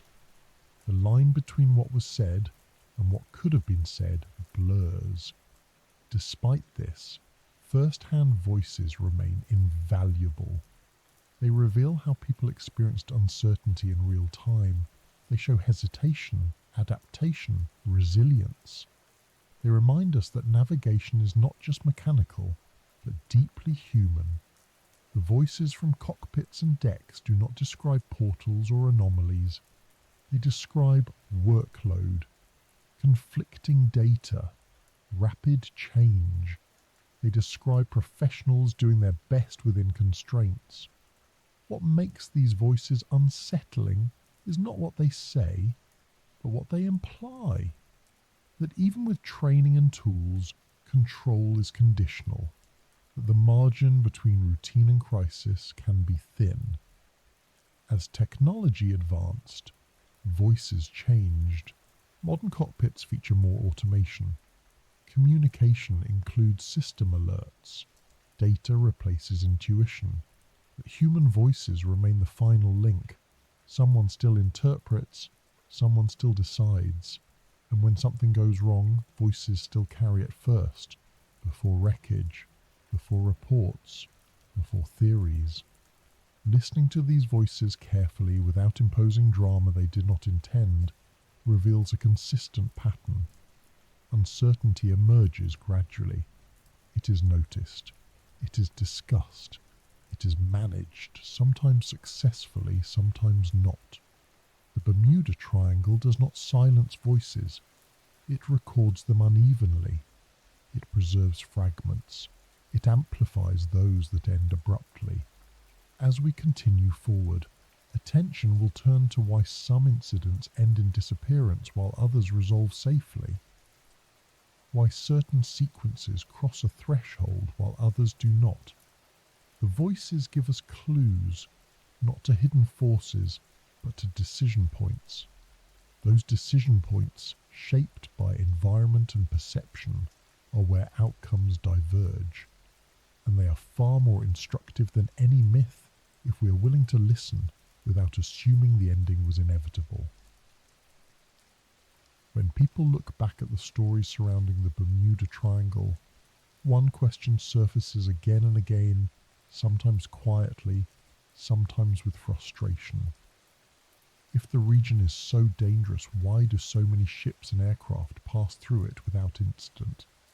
And if the risks are known, why do some journeys end in disappearance while others, facing similar conditions, conclude safely?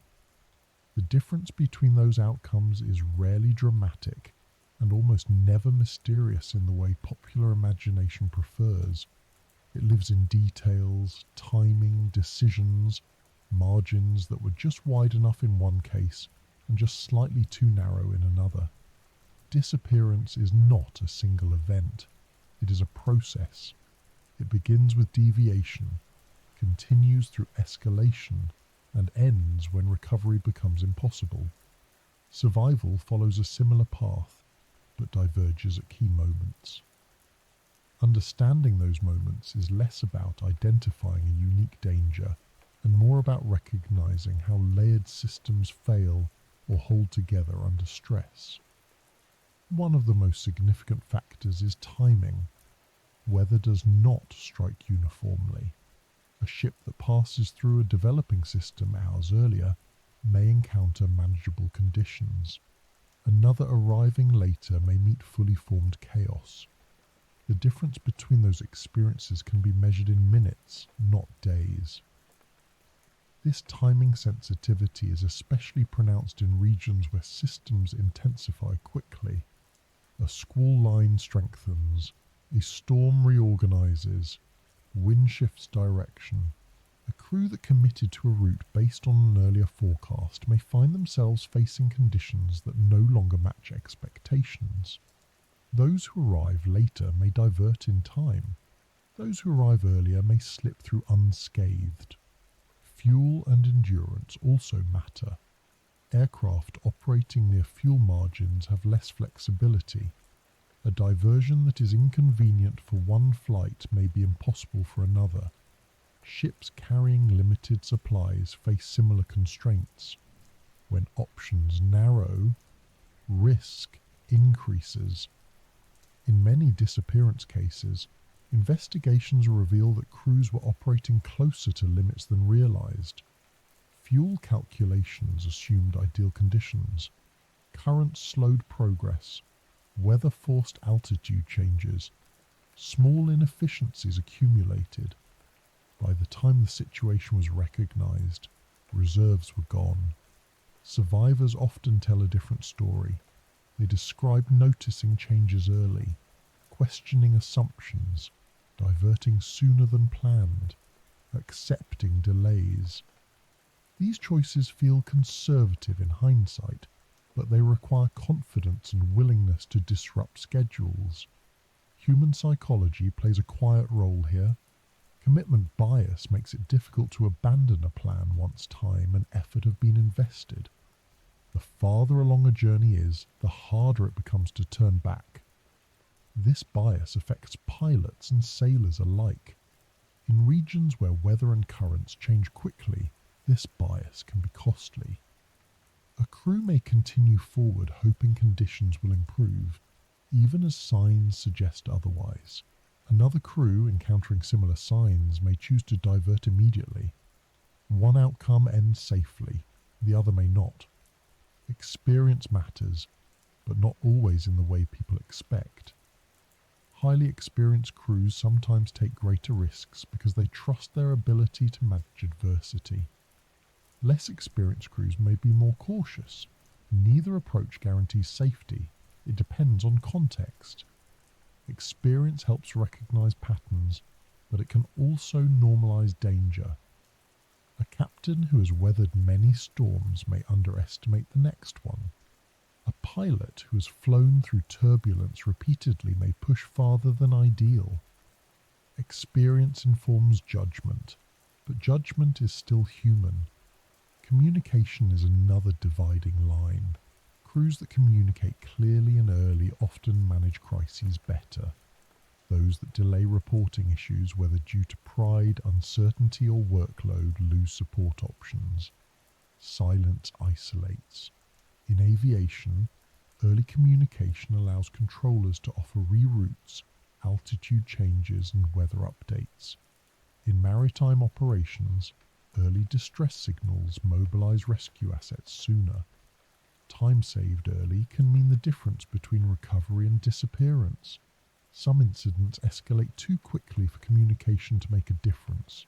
Structural failures, sudden flooding, explosive weather events. These cases are tragic but rare. More often there is a window where communication could help, but that window closes quietly. Search and rescue capability also shapes outcomes. In busy regions, response assets may be nearby. In others, help may be hours or days away. Even within the same region, Availability varies by time of day, weather, and competing emergencies. A ship that fails near a shipping lane may be noticed quickly. Another failing farther away may drift unnoticed. Aircraft that disappear near radar coverage generate immediate response. Those beyond coverage may not. This uneven visibility affects which incidents are remembered. Successful rescues fade from memory. Disappearances linger. The narrative skews toward loss, not because loss is more common, but because it is unresolved. Survivability also depends on how systems fail. Gradual failures allow adaptation. Sudden failures overwhelm. A leaking hull gives time to respond. A catastrophic breach does not. An engine losing power gradually allows diversion. Sudden total failure may not. Environmental interaction compounds this. A ship taking on water in calm seas may stabilize. The same breach in heavy seas becomes fatal. An aircraft experiencing instrument issues in clear weather may manage. The same issues in storms escalate. These interactions are probabilistic, not deterministic. They do not guarantee outcomes. They influence likelihoods. Another critical factor is rescue window. Survival does not end when an incident occurs. It continues as long as people remain alive and reachable. Exposure, dehydration, injury, and fatigue all influence this window. In warm waters, survival time may be longer. In cold conditions, hypothermia sets in quickly. Currents disperse survivors. Lifeboats drift. Aircraft debris sinks. Rescue becomes a race against invisible clocks. When rescue arrives in time, stories end differently. Survivors recount fear, confusion, and relief. These stories often emphasize resilience rather than mystery. They are less likely to be retold as legends. When rescue does not arrive, absence becomes the story. Speculation fills gaps. The region itself absorbs blame. Technology has shifted these dynamics, but not erased them. Modern tracking improves visibility. Distress beacons alert rescuers automatically. Satellites monitor movement. Yet failures still occur. Technology introduces new dependencies. Systems that are trusted implicitly may fail unexpectedly. Over-reliance reduces redundancy. When backups are not prepared, recovery becomes harder. Training emphasizes redundancy for this reason. Cross-checks, backup instruments, multiple communication channels. When redundancy is respected, survival chances improve. When it is compromised, risk rises. One reason some disappearances persist in memory is that investigations conclude without certainty. Probable cause is established but not confirmed. Wreckage is not found. Data is incomplete. This uncertainty invites narrative. It is tempting to attribute this uncertainty to the place rather than the process. The Bermuda Triangle becomes a convenient container for unresolved cases. It offers a name for discomfort. But when cases are examined individually, patterns emerge. Weather underestimated, currents misjudged, communication delayed, fatigue present, decisions made under pressure. These patterns do not guarantee disappearance. They increase vulnerability. Whether vulnerability becomes loss depends on alignment, timing, severity, response. Survival stories often hinge on small interventions. A course correction made early, a distress call answered quickly, a passing ship nearby, a weather system weakening sooner than expected. These are not miracles, they are contingencies. Understanding this does not diminish tragedy. It contextualizes it. It shows that disappearance is not a property of a region, but an outcome of intersecting factors. This perspective also explains why the region remains active and safe for most traffic.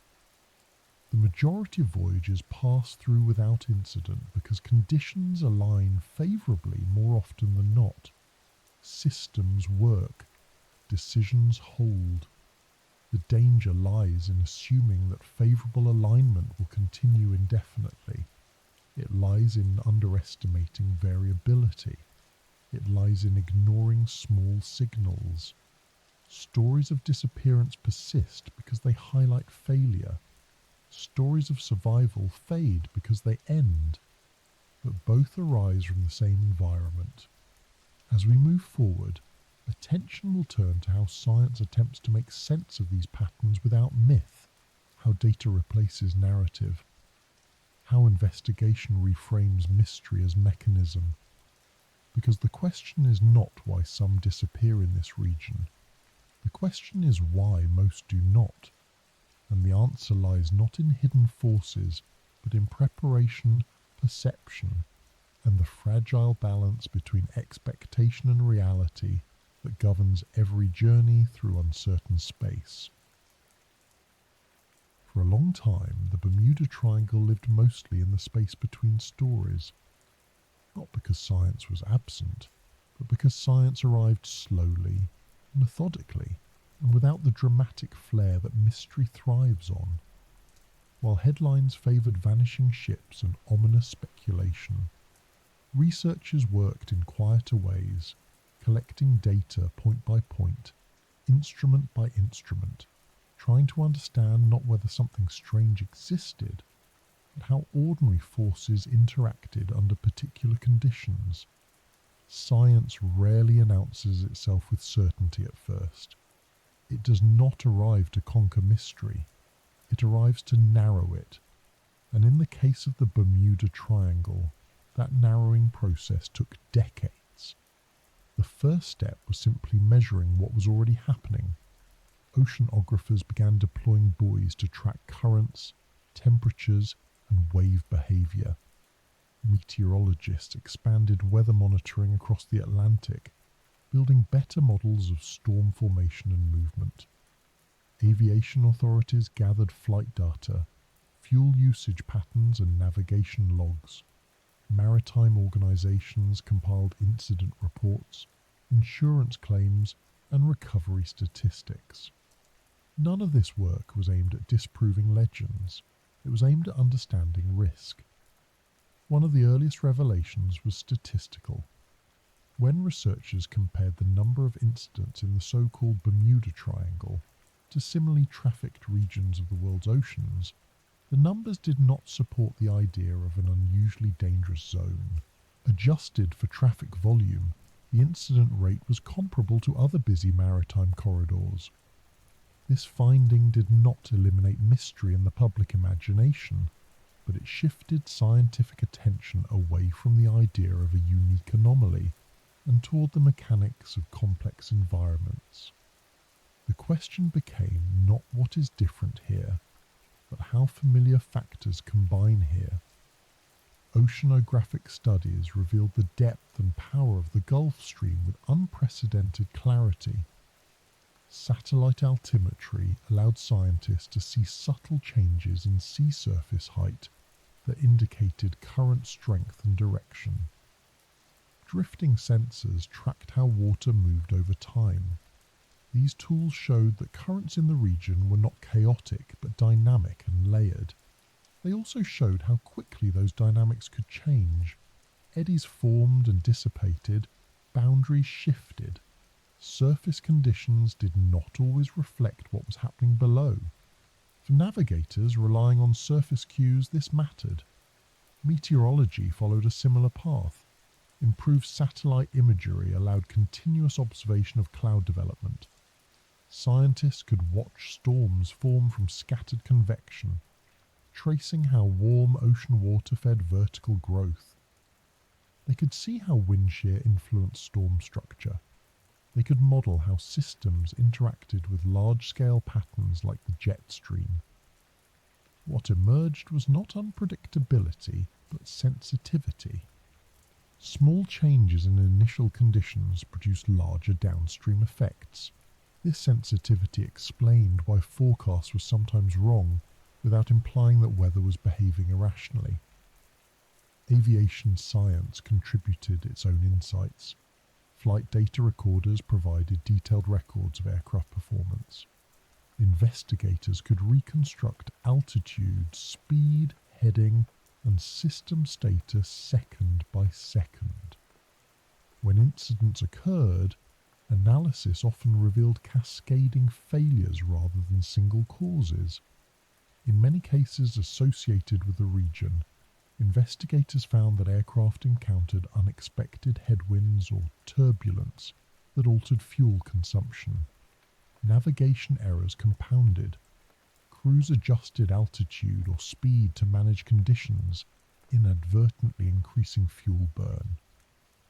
When fuel margins disappeared, options vanished. These findings were not sensational. They did not lend themselves to dramatic retellings, but they were consistent. Maritime investigations revealed similar patterns.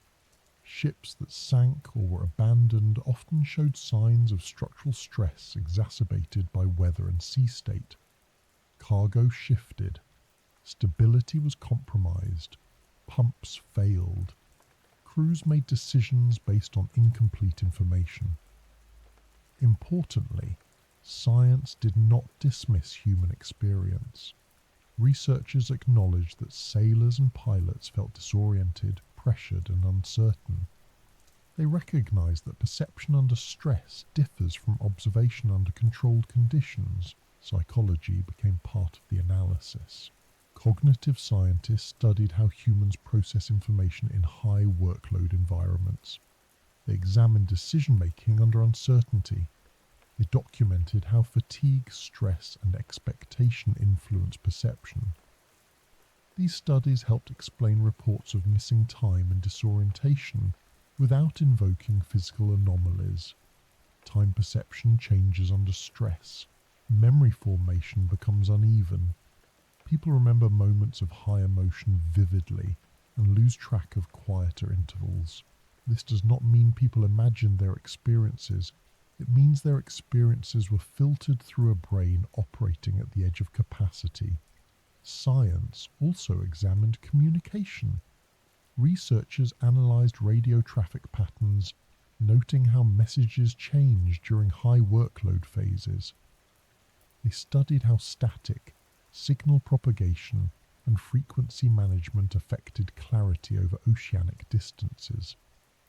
They found that many incomplete or confusing transmissions attributed to mystery were consistent with known communication limitations.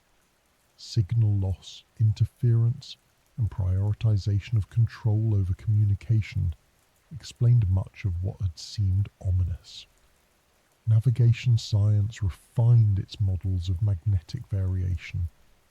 Detailed maps showed how declination changed across the Atlantic. These maps were updated regularly to account for drift. Training incorporated this information explicitly. As understanding improved, incidents related to magnetic confusion declined, not because magnetism changed, but because expectations aligned with reality. Science also benefited from hindsight. When wreckage was recovered years later using advanced sonar and submersible technology, investigators could confirm causes that had once been speculative. Structural failure, collision, storm damage. These recoveries did not attract the same attention as disappearances, but they quietly closed chapters. Search and rescue science evolved as well. Modelling of drift patterns improved. Rescuers learned how debris moved under different current and wind conditions. This allowed more accurate prediction of search areas. Even so, science acknowledged its limits. Models rely on assumptions. Data coverage is incomplete. Some wrecks remain undiscovered simply because the ocean is vast and deep. This humility is important. Science does not claim to explain every case definitively. It claims to explain patterns. One of the most significant shifts science introduced was a change in framing. Instead of asking why the Bermuda Triangle causes disappearances, researchers asked how disappearances occur anywhere. They compared environments. They identified risk factors. The region in question scored high on several of these factors: high traffic, variable weather, strong currents, deep water, long distances between safe havens. None of these are unique, but their overlap increases complexity. Complexity is not mystery, it is interaction. Science also highlighted survivorship bias. Most voyages succeed, they are not reported, they do not become stories. Failures are reported disproportionately. This skews perception. By examining comprehensive data sets rather than isolated incidents, scientists could see that the region was not statistically exceptional, it was narratively exceptional. This distinction matters. It explains why legends persist even as evidence accumulates. Narratives are not built on averages, they are built on extremes. Quiet scientific work does not replace stories, it reframes them. It shows that what feels inexplicable often becomes understandable when enough variables are considered. Yet science rarely satisfies emotional needs. It explains without comforting. It describes mechanisms without assigning meaning. For those seeking closure, this can feel incomplete. The Bermuda Triangle remains compelling because it sits at the boundary between explanation and experience. Science explains how things go wrong. It does not explain how it feels when they do. Researchers are aware of this gap. Increasingly, interdisciplinary studies attempt to bridge it. They combine physical data with human factors. They examine not just what happened, but how it was perceived. This approach respects both measurement and memory. It acknowledges that understanding risk requires understanding people. Quiet science also adapts. As climate patterns shift, conditions in the Atlantic change. Sea surface temperatures rise, storm behavior evolves, currents respond, models update. What was true decades ago may change subtly. This does not resurrect mystery, it reinforces vigilance. Science does not declare the Bermuda Triangle solved and move on. It continues to monitor, measure and revise. It treats the region not as a riddle, but as a dynamic system. This ongoing work does not generate headlines. It generates charts. It generates training manuals. It generates improved procedures. Pilots receive better forecasts. Mariners receive updated current maps. Search and rescue teams use refined models. Incidents decline. Yet when something still goes wrong, the old narratives resurface. Because explanation does not eliminate risk. It only manages it. Science accepts this. It does not promise safety. It offers probability. As we move forward, the focus shifts to what remains unresolved. Not because science has failed, but because complexity never fully collapses into certainty. There are still cases where data is incomplete, where wreckage is not found, where final moments remain unknown. Science documents these gaps rather than filling them with speculation. These gaps are smaller than they once were, but they persist. Understanding that persistence requires stepping back from instruments and models and asking a different question. Not what forces act here, but why we continue to be drawn to places where certainty thins. Because even as science steps in quietly and carefully, it leaves room for reflection. And in that space, curiosity continues, not as fear, but as attention. Attention to how systems interact. Attention to how decisions are made. Attention to how humans navigate uncertainty.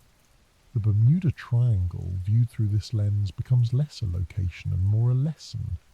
About preparation, about humility, about the limits of control, and those lessons do not conclude neatly.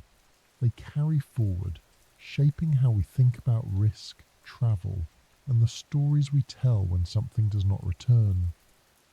As we continue, that unfinished quality becomes the focus.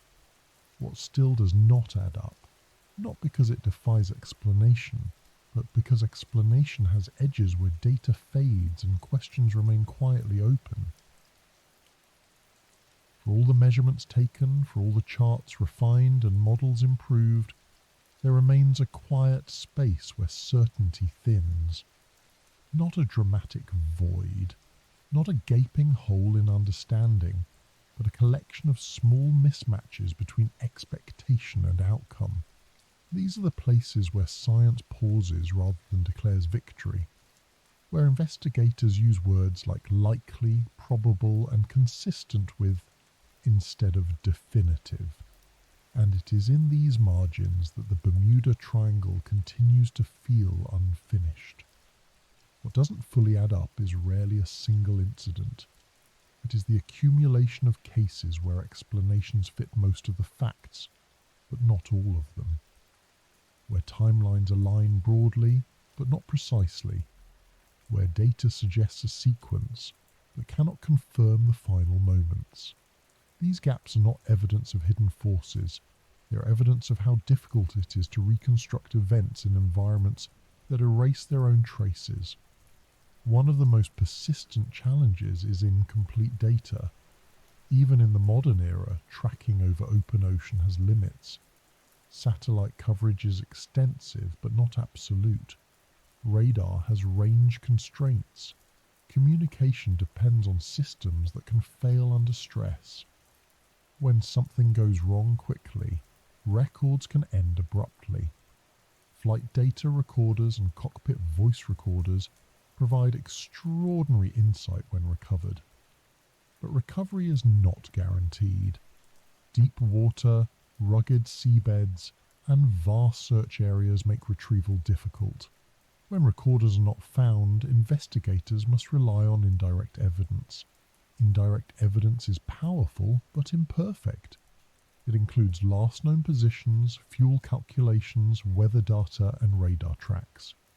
From these, probable scenarios are constructed. But probability is not certainty.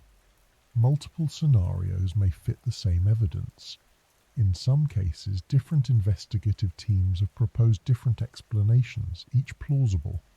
Mechanical failure versus fuel exhaustion, weather encounter versus navigation error, structural compromise versus human decision-making.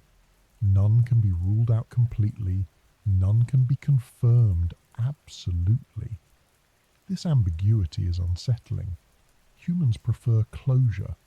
We want a clear cause, a clear lesson. Ambiguity resists that desire. Another area that remains difficult to resolve is timing. Not in the sense of missing time as something supernatural, but in the precise sequencing of events. When logs stop mid-entry, or transmissions end mid-sentence, the order of what happened next becomes speculative. Did a system fail first, triggering confusion, or did confusion lead to mismanagement that caused failure? Did weather escalate suddenly, or did gradual deterioration go unrecognized until it was too late?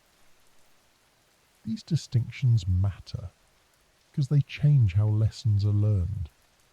Without complete timelines, investigations can identify contributing factors but struggle to rank them. Was fatigue central or secondary? Was weather decisive or merely aggravating? Did technology fail, or was it misused? Often the answer is some combination, but the weighting remains uncertain. Search and recovery limitations amplify this uncertainty. When wreckage is not found, hypotheses remain untested. Structural failures cannot be examined. Fire damage cannot be assessed. Impact angles cannot be measured. The physical evidence that would settle debates lies beyond reach. Deep ocean exploration has improved, but it is still selective. Only a fraction of the seafloor has been mapped in high resolution. Even known wreck sites can take decades to locate. Until they are found, absence remains. There are also cases where wreckage is found, but in unexpected locations, far from last known positions, scattered in ways that challenge initial assumptions. These findings often prompt revisions to earlier conclusions. Revisions are part of science.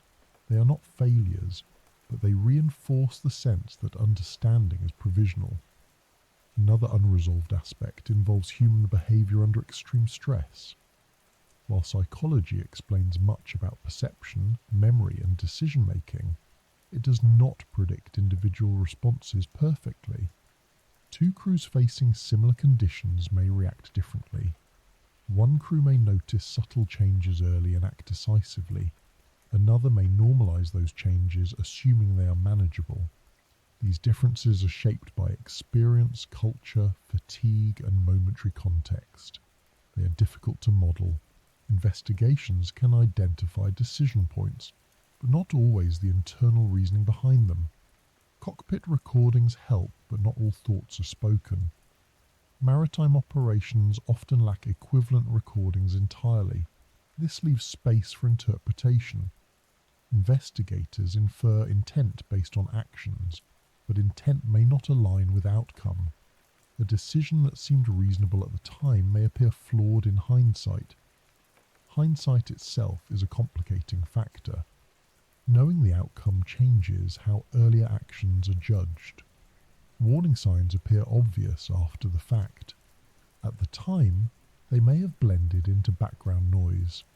This gap between real-time perception and retrospective clarity contributes to the feeling that something doesn't add up. It feels as if crews missed what should have been obvious. In reality, they were navigating uncertainty with limited information. Another unresolved area involves rare coincidences. Low probability events do occur. Systems fail in unexpected combinations. Redundancies break down simultaneously. These events are statistically unlikely, but not impossible. When rare events cluster in a region over time, they draw attention. Patterns are perceived even if the underlying distribution is random. This does not mean patterns are illusory, but it complicates interpretation. Statistical analysis helps, but it too has limits. Data sets depend on reporting accuracy. Historical records are incomplete. Classification standards change. Comparing across centuries introduces noise. Science can say that the region is not uniquely dangerous on average. It cannot say that unusual sequences never occur. Averages smooth extremes. Extremes drive stories. There is also the matter of near misses. These rarely enter public awareness. Flights that divert successfully, ships that turn back in time, crews that manage crises quietly. These experiences shape professional knowledge but not popular narrative. Because near misses are not dramatic endings, they are underreported. Yet they contain valuable information about what almost went wrong. They reveal how close systems can come to failure without crossing the threshold. In the Bermuda Triangle region, professionals often speak privately about heightened awareness. Not fear, but respect.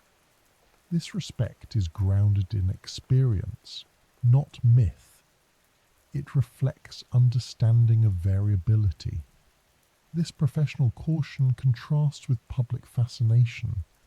The public seeks explanations that feel complete. Professionals accept that some uncertainty is unavoidable. Another unresolved dimension is changing environmental conditions. Climate patterns are shifting. Sea surface temperatures are rising. Storm behavior is evolving. Currents respond to these changes. Models update, but lag exists. Historical data may not fully represent current conditions. What was once rare may become more common. What was predictable may become less so. This introduces new uncertainty.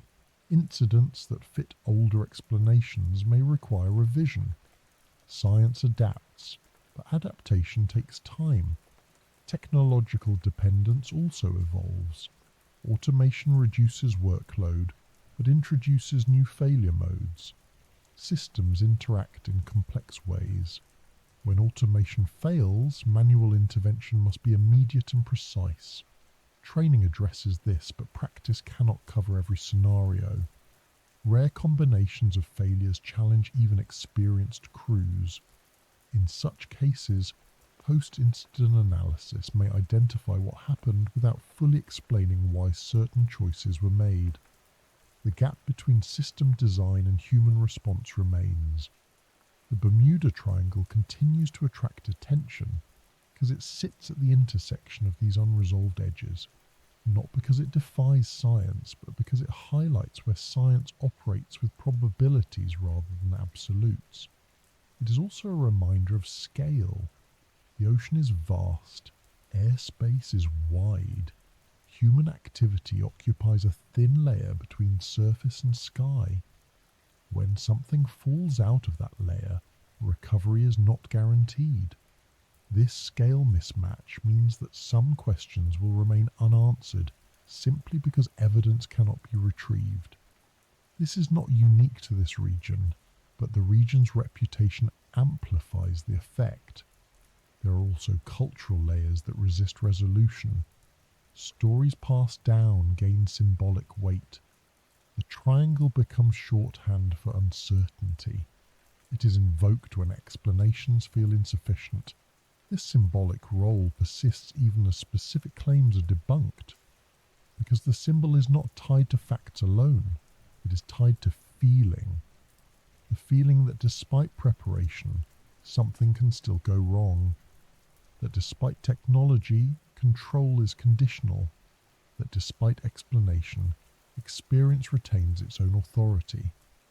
Science does not erase this feeling, it contextualizes it. It shows where knowledge ends and uncertainty begins. What still doesn't fully add up is not a hidden mechanism waiting to be discovered. It is the persistence of uncertainty itself, the refusal of complex systems to yield complete narratives. This refusal can be uncomfortable. It invites speculation. But it also invites humility. Accepting that some details will remain unknown does not diminish understanding. It clarifies its boundaries. The Bermuda Triangle remains a place where those boundaries are visible, where explanation and experience meet without fully merging.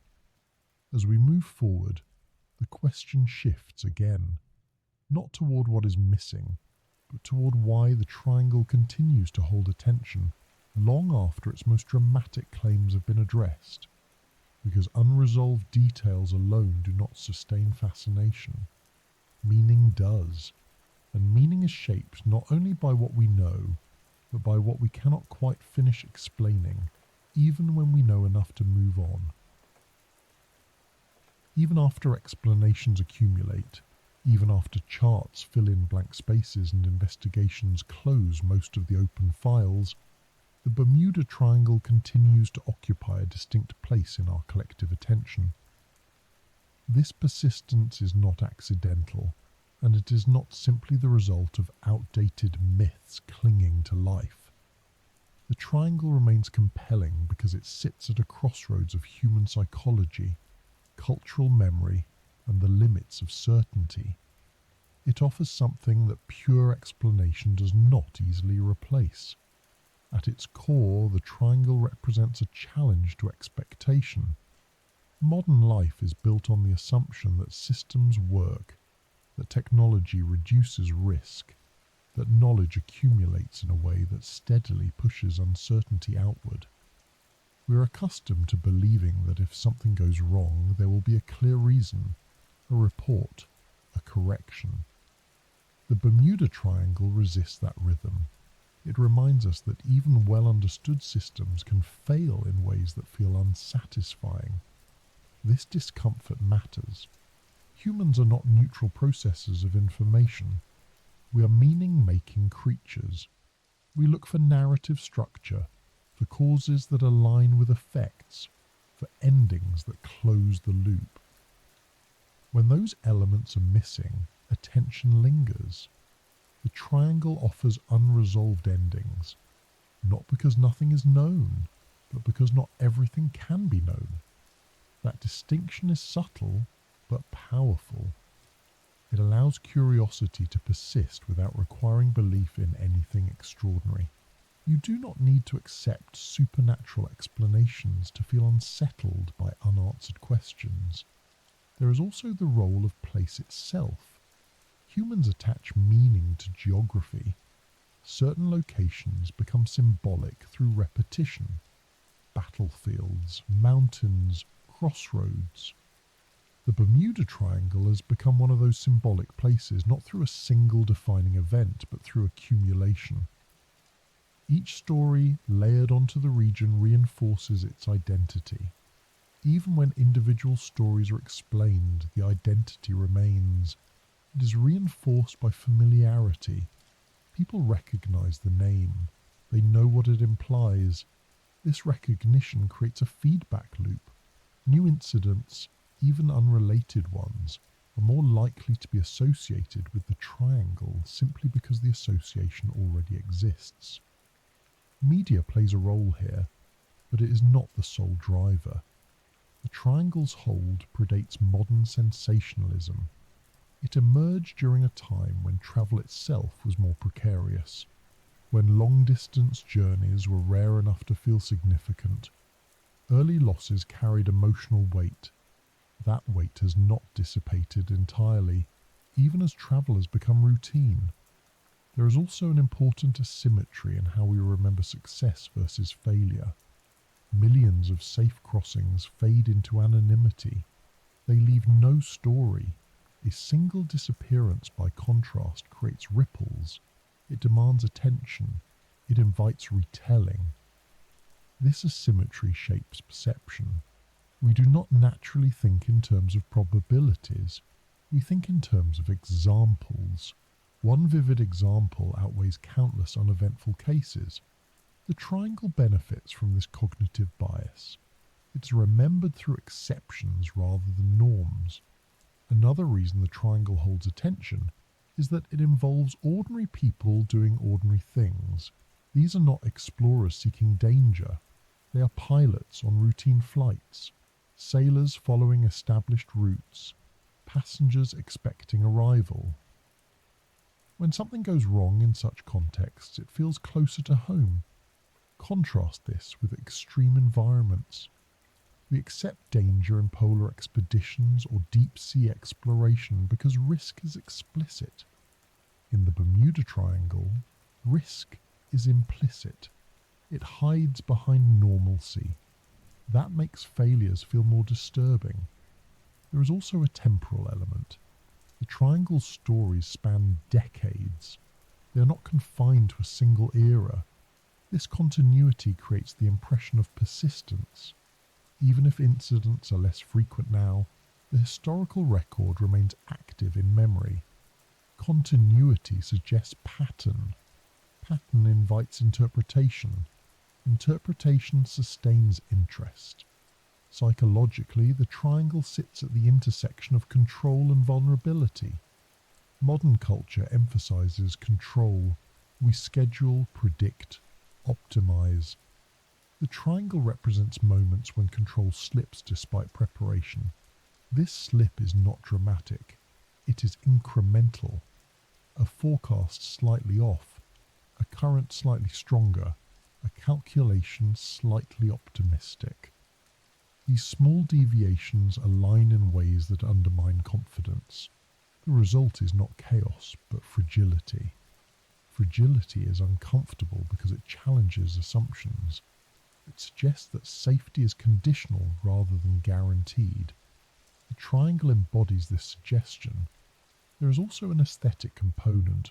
The open ocean is visually simple and cognitively complex. It offers few cues, few landmarks, few anchors for attention. This simplicity amplifies uncertainty. When something disappears into the ocean, it feels final in a way that land-based incidents do not. The sea does not preserve evidence readily. It absorbs, it scatters, it hides. This characteristic shapes narrative. Absence becomes more prominent than presence. In the Triangle region, this effect is magnified by depth. Wrecks fall into places that are difficult to reach. They remain unseen for long periods, sometimes indefinitely. This physical inaccessibility reinforces the sense that answers are withheld. The triangle also persists because it adapts. As older explanations are challenged, new angles emerge. Psychology replaces magnetism. Human factors replace mystery. The story evolves rather than collapses. This adaptability keeps the topic alive. It allows engagement without requiring belief in disproven ideas. One can discuss the triangle in terms of risk analysis, decision-making, and system interaction. These discussions remain relevant. Education has also played a role. The triangle is often introduced early as a curiosity. It becomes part of cultural literacy. People encounter it before they encounter the tools to fully contextualize it. First impressions matter, they linger. Later explanations must contend with these early impressions. Even when rational understanding improves, the emotional imprint remains. The triangle continues to feel significant. There is also the matter of scale again. The triangle is large, its boundaries are vague. This vagueness allows inclusion. It is easier to project onto a space that is not tightly defined. Precise boundaries limit imagination. Ambiguous ones invite it. Ambiguity is not a flaw here. It is a feature. It allows the triangle to function as a container for uncertainty more broadly. It becomes a stand-in for the idea that not everything is neatly categorized. In this sense, the triangle is less about geography and more about epistemology. It is about how we know and what we do when knowledge feels incomplete. This makes it resilient.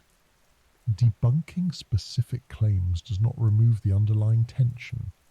That tension is between expectation and reality, between planning and outcome. The triangle also intersects with trust. Trust in instruments, trust in forecasts, trust in expertise. When incidents occur despite expertise, trust is tested. This testing is not unique to this region, but the region's reputation amplifies it. Failures elsewhere are isolated. Failures here feel thematic. That thematic quality sustains attention.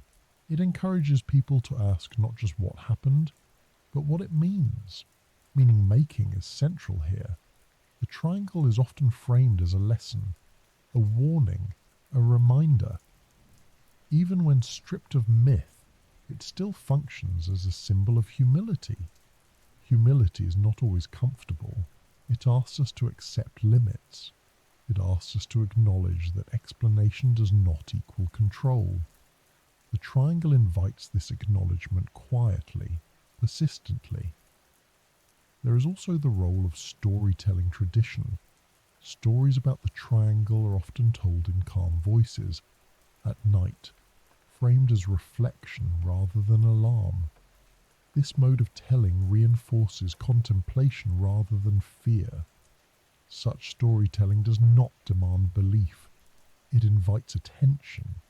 It allows the listener to sit with uncertainty without resolving it immediately. This is rare in modern information culture, which favours resolution. The triangle resists resolution. That resistance is part of its appeal. Another factor is repetition across generations. Each generation encounters the triangle anew, with new tools, new perspectives, new language. But the core questions remain similar. Why do things go wrong here sometimes? Why do explanations feel incomplete? Why does this place feel different even when it is statistically ordinary? These questions are not answered once, they are revisited. Revisiting does not require novelty, it requires relevance. The triangle remains relevant because the conditions it highlights persist: complex systems, human decision-making, environmental variability. These are not historical curiosities, they are ongoing challenges. In aviation and maritime training, the triangle is sometimes referenced indirectly, not as a danger zone, but as an example of why complacency is risky, why redundancy matters, why situational awareness cannot lapse. This practical relevance reinforces cultural presence. The triangle becomes shorthand within professional contexts, even if stripped of myth. There is also a social dimension. The triangle is often discussed conversationally. It serves as a shared reference point. People know what is meant without explanation. This shared understanding keeps it alive. Shared references are powerful. They create connection. They facilitate discussion. The triangle functions as one of these references. Importantly, the triangle's hold is not about fear. Most people do not avoid travelling through the region. They do not expect danger. The fascination is quieter. It is reflective rather than alarmist. It is about acknowledging that even in a world of systems and safeguards, unpredictability remains. That some outcomes resist tidy explanation. This acknowledgement does not undermine progress. It contextualizes it. The triangle also allows engagement with uncertainty at a safe distance. One can think about risk and loss without being personally threatened. This distance makes contemplation easier. At the same time, the stories involve real people. This keeps the discussion grounded. It prevents abstraction from becoming detached. The balance between distance and relevance is delicate. The triangle maintains it well. Another reason it persists is that it is unresolved without being insoluble. There is no single answer waiting to be discovered that will close the book. The triangle is not a puzzle with a hidden solution. It is a case study in complexity. Complexity does not end. It evolves. As understanding deepens, new questions arise. As systems improve, new failure modes appear. The triangle reflects this dynamic. In this way, it mirrors broader human experience. We solve problems and create new ones. We reduce risk and reveal new vulnerabilities. The triangle becomes a microcosm of that process. This mirroring creates resonance. People recognize the pattern even if they do not articulate it explicitly. The triangle also benefits from being geographically distant for many. It is real, but remote. This remoteness allows imagination to operate freely. Places closer to home are constrained by familiarity. Distance enhances mystery. Yet the triangle is not too distant. It is not on another planet. It sits within reach of everyday travel routes. This balance keeps it grounded. Finally, the triangle holds attention because it does not demand a stance. One does not have to believe or disbelieve. One can simply observe.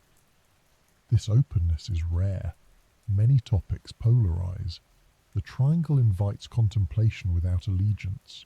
It allows people to say, something about this still feels unfinished, without needing to define what that something is.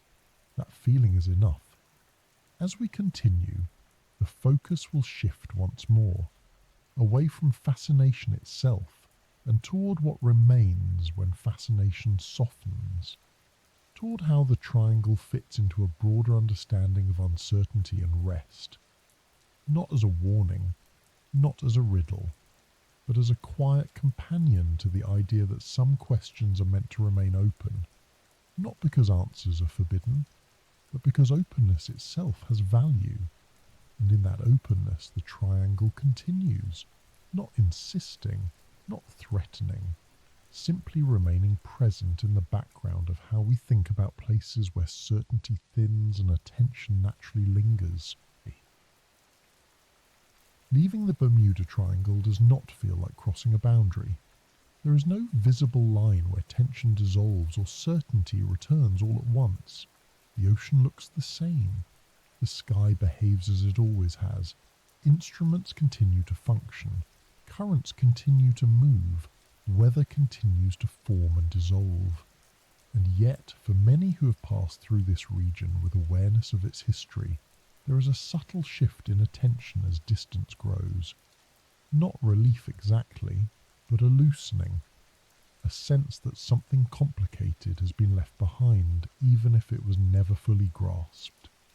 Drifting out of the triangle is less about geography and more about mindset. It is the moment when accumulated questions begin to quiet, not because they are answered, but because they no longer demand immediate resolution. The journey continues, and with it, the understanding that uncertainty did not begin in this place, and does not end here either. What lingers is not fear, but curiosity, not the dramatic kind fueled by mystery, but a quieter curiosity rooted in recognition. Recognition that complex systems do not yield clean narratives. Recognition that human experience often outpaces explanation.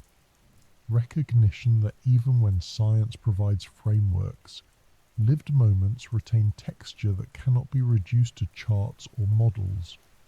This lingering curiosity is part of why the triangle remains present even after one has mentally moved on. It becomes a reference point, a reminder of how easily confidence can be challenged without being shattered. It teaches not distrust, but attentiveness.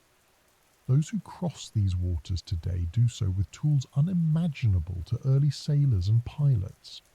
Satellites track position continuously. Weather systems are monitored globally.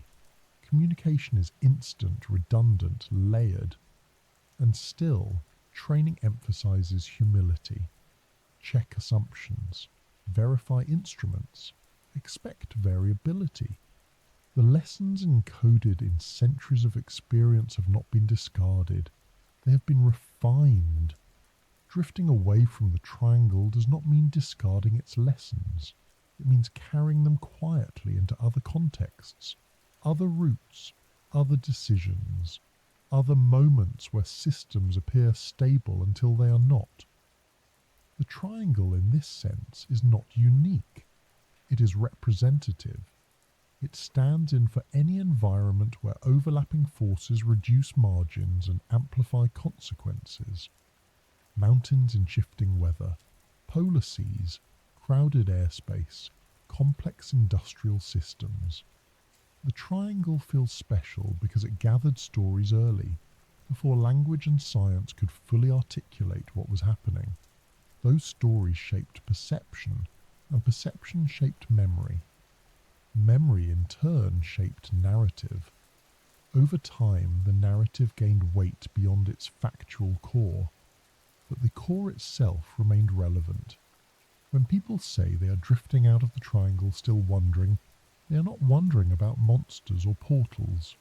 They are wondering about how often outcomes hinge on timing rather than intent, about how preparation interacts with chance, about how responsibility is shared between decision makers and environments.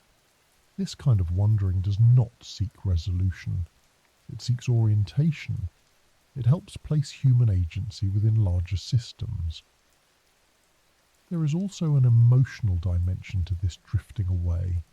Disappearances carry grief. Unanswered questions linger for families and communities. No amount of explanation fully resolves that. Science can outline likely sequences, but it cannot restore what was lost. That absence remains. Acknowledging this absence without filling it with speculation is difficult. It requires sitting with incompleteness. The triangle invites this practice whether we intend it to or not. For those who have never crossed the region physically, The drifting is conceptual. It happens after reading accounts, hearing stories, absorbing explanations. There comes a moment when fascination softens, when the urge to explain gives way to acceptance that explanation has edges. Those edges are not failures. They are boundaries between knowledge and experience, between what can be measured and what can be remembered, between system behaviour and human response. The triangle marks those boundaries clearly because it has been examined so thoroughly. It has been mapped, modelled, debated, and revisited. And yet it still feels slightly unfinished. That unfinished quality is not an invitation to mystery, but to restraint. Restraint in assuming certainty. Restraint in dismissing experience. Restraint in turning complex interactions into simple causes. This restraint is valuable beyond the triangle. It applies to how we interpret accidents, failures, and near misses everywhere. It reminds us that outcomes are rarely the result of a single factor. They emerge from alignment. Alignment is unpredictable. It depends on conditions that shift continuously. When alignment favours stability, journeys pass unnoticed. When alignment favours failure, consequences follow. The triangle stories highlight this alignment more vividly than most places, not because it produces more failures, but because it produced early attention. That attention amplified certain cases, creating a feedback loop that persists. As attention moves elsewhere, the triangle does not vanish. It settles into background awareness. It becomes one reference among many for thinking about uncertainty. This settling is what drifting out feels like. Not leaving behind, but integrating. Integration allows the triangle to exist without urgency, without the need to prove or disprove, without insisting on meaning. It also allows space for appreciation of the ordinary success that surrounds it, the thousands of flights and voyages that pass through safely, the systems that work as intended, the decisions made quietly and correctly. These successes do not erase the stories of loss, they contextualize them. They show that risk is not destiny, that preparation matters, that vigilance reduces vulnerability. At the same time, they remind us that reduction is not elimination. Residual risk remains. It always will. Drifting away from the triangle does not mean forgetting this. It means holding it lightly. There is a temptation to conclude with reassurance, to say that everything is understood now, that the triangle no longer holds any secrets. Such conclusions feel tidy, but they do not reflect reality. Reality is not tidy. It is layered. It resists final statements. Instead, the more accurate response is acknowledgement. Acknowledgement that much has been learned. Acknowledgement that some details remain unknowable. Acknowledgement that this combination is normal. The triangle teaches this without instruction. It does not announce its lesson. It accumulates it slowly through repetition and reconsideration. As attention drifts outward, the questions that remain are quieter. They do not ask what the triangle hides. They ask how humans respond when certainty thins. Do we rush to fill gaps with stories, or do we allow gaps to exist? Do we mistake explanation for control, or do we recognize control as conditional? Do we listen to experience even when it complicates theory? These questions do not belong to the triangle alone. They belong to any domain where systems exceed individual comprehension. The ocean, in this sense, is a useful teacher. It does not negotiate. It does not adapt to expectation. It operates according to forces that predate and outlast human presence. Engaging with such an environment requires humility. The triangle's history reinforces this requirement. Humility does not mean fear. It means awareness of limits. As we drift further away, the triangle becomes less a place and more a perspective, a way of holding complexity without demanding closure. This perspective is valuable in a world increasingly reliant on systems that function invisibly. Power grids, communication networks, transportation infrastructures, financial systems, all complex, all interconnected, all susceptible to cascading failure. The triangle's stories echo in these domains, not literally but structurally. They remind us that complexity amplifies consequences and that small deviations can matter. Carrying this awareness does not paralyze action, it informs it. Those who work in high reliability fields often speak of staying curious, of treating systems as dynamic rather than static, of resisting complacency. These principles align closely with the triangle's quieter lessons. The fascination fades when these lessons are internalized. The triangle no longer needs to be extraordinary. It becomes instructive. And yet, even as instruction replaces fascination, wonder remains.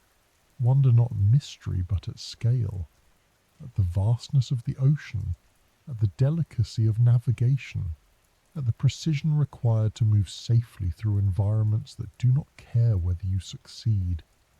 This wonder is not loud. It does not demand attention. It sits in the background, like the horizon itself. The horizon never closes. No matter how far you travel, it remains just ahead. The triangle occupies a similar position in thought. It recedes without disappearing. Drifting out, still wondering, is not a failure to conclude. It is an acknowledgement that not all journeys are meant to end with answers neatly packed away. Some journeys change how you think rather than what you know. The Bermuda Triangle has done that for generations, not by defying explanation, but by revealing the edges of it. As attention moves on, those edges remain visible. They inform caution, they invite patience, they temper certainty. And somewhere beyond them, the ocean continues, indifferent, expansive, offering passage without commentary. The sky above does the same. Journeys continue, most arrive, some do not. Understanding improves, uncertainty persists. Drifting out of the triangle does not resolve this balance, it accepts it. And in that acceptance, the wondering does not disappear, it softens. It becomes part of how we move forward, carrying with us the quiet knowledge that even well-travelled paths can hold moments where attention deepens, assumptions loosen, and understanding grows not by closing questions, but by learning how to live alongside them.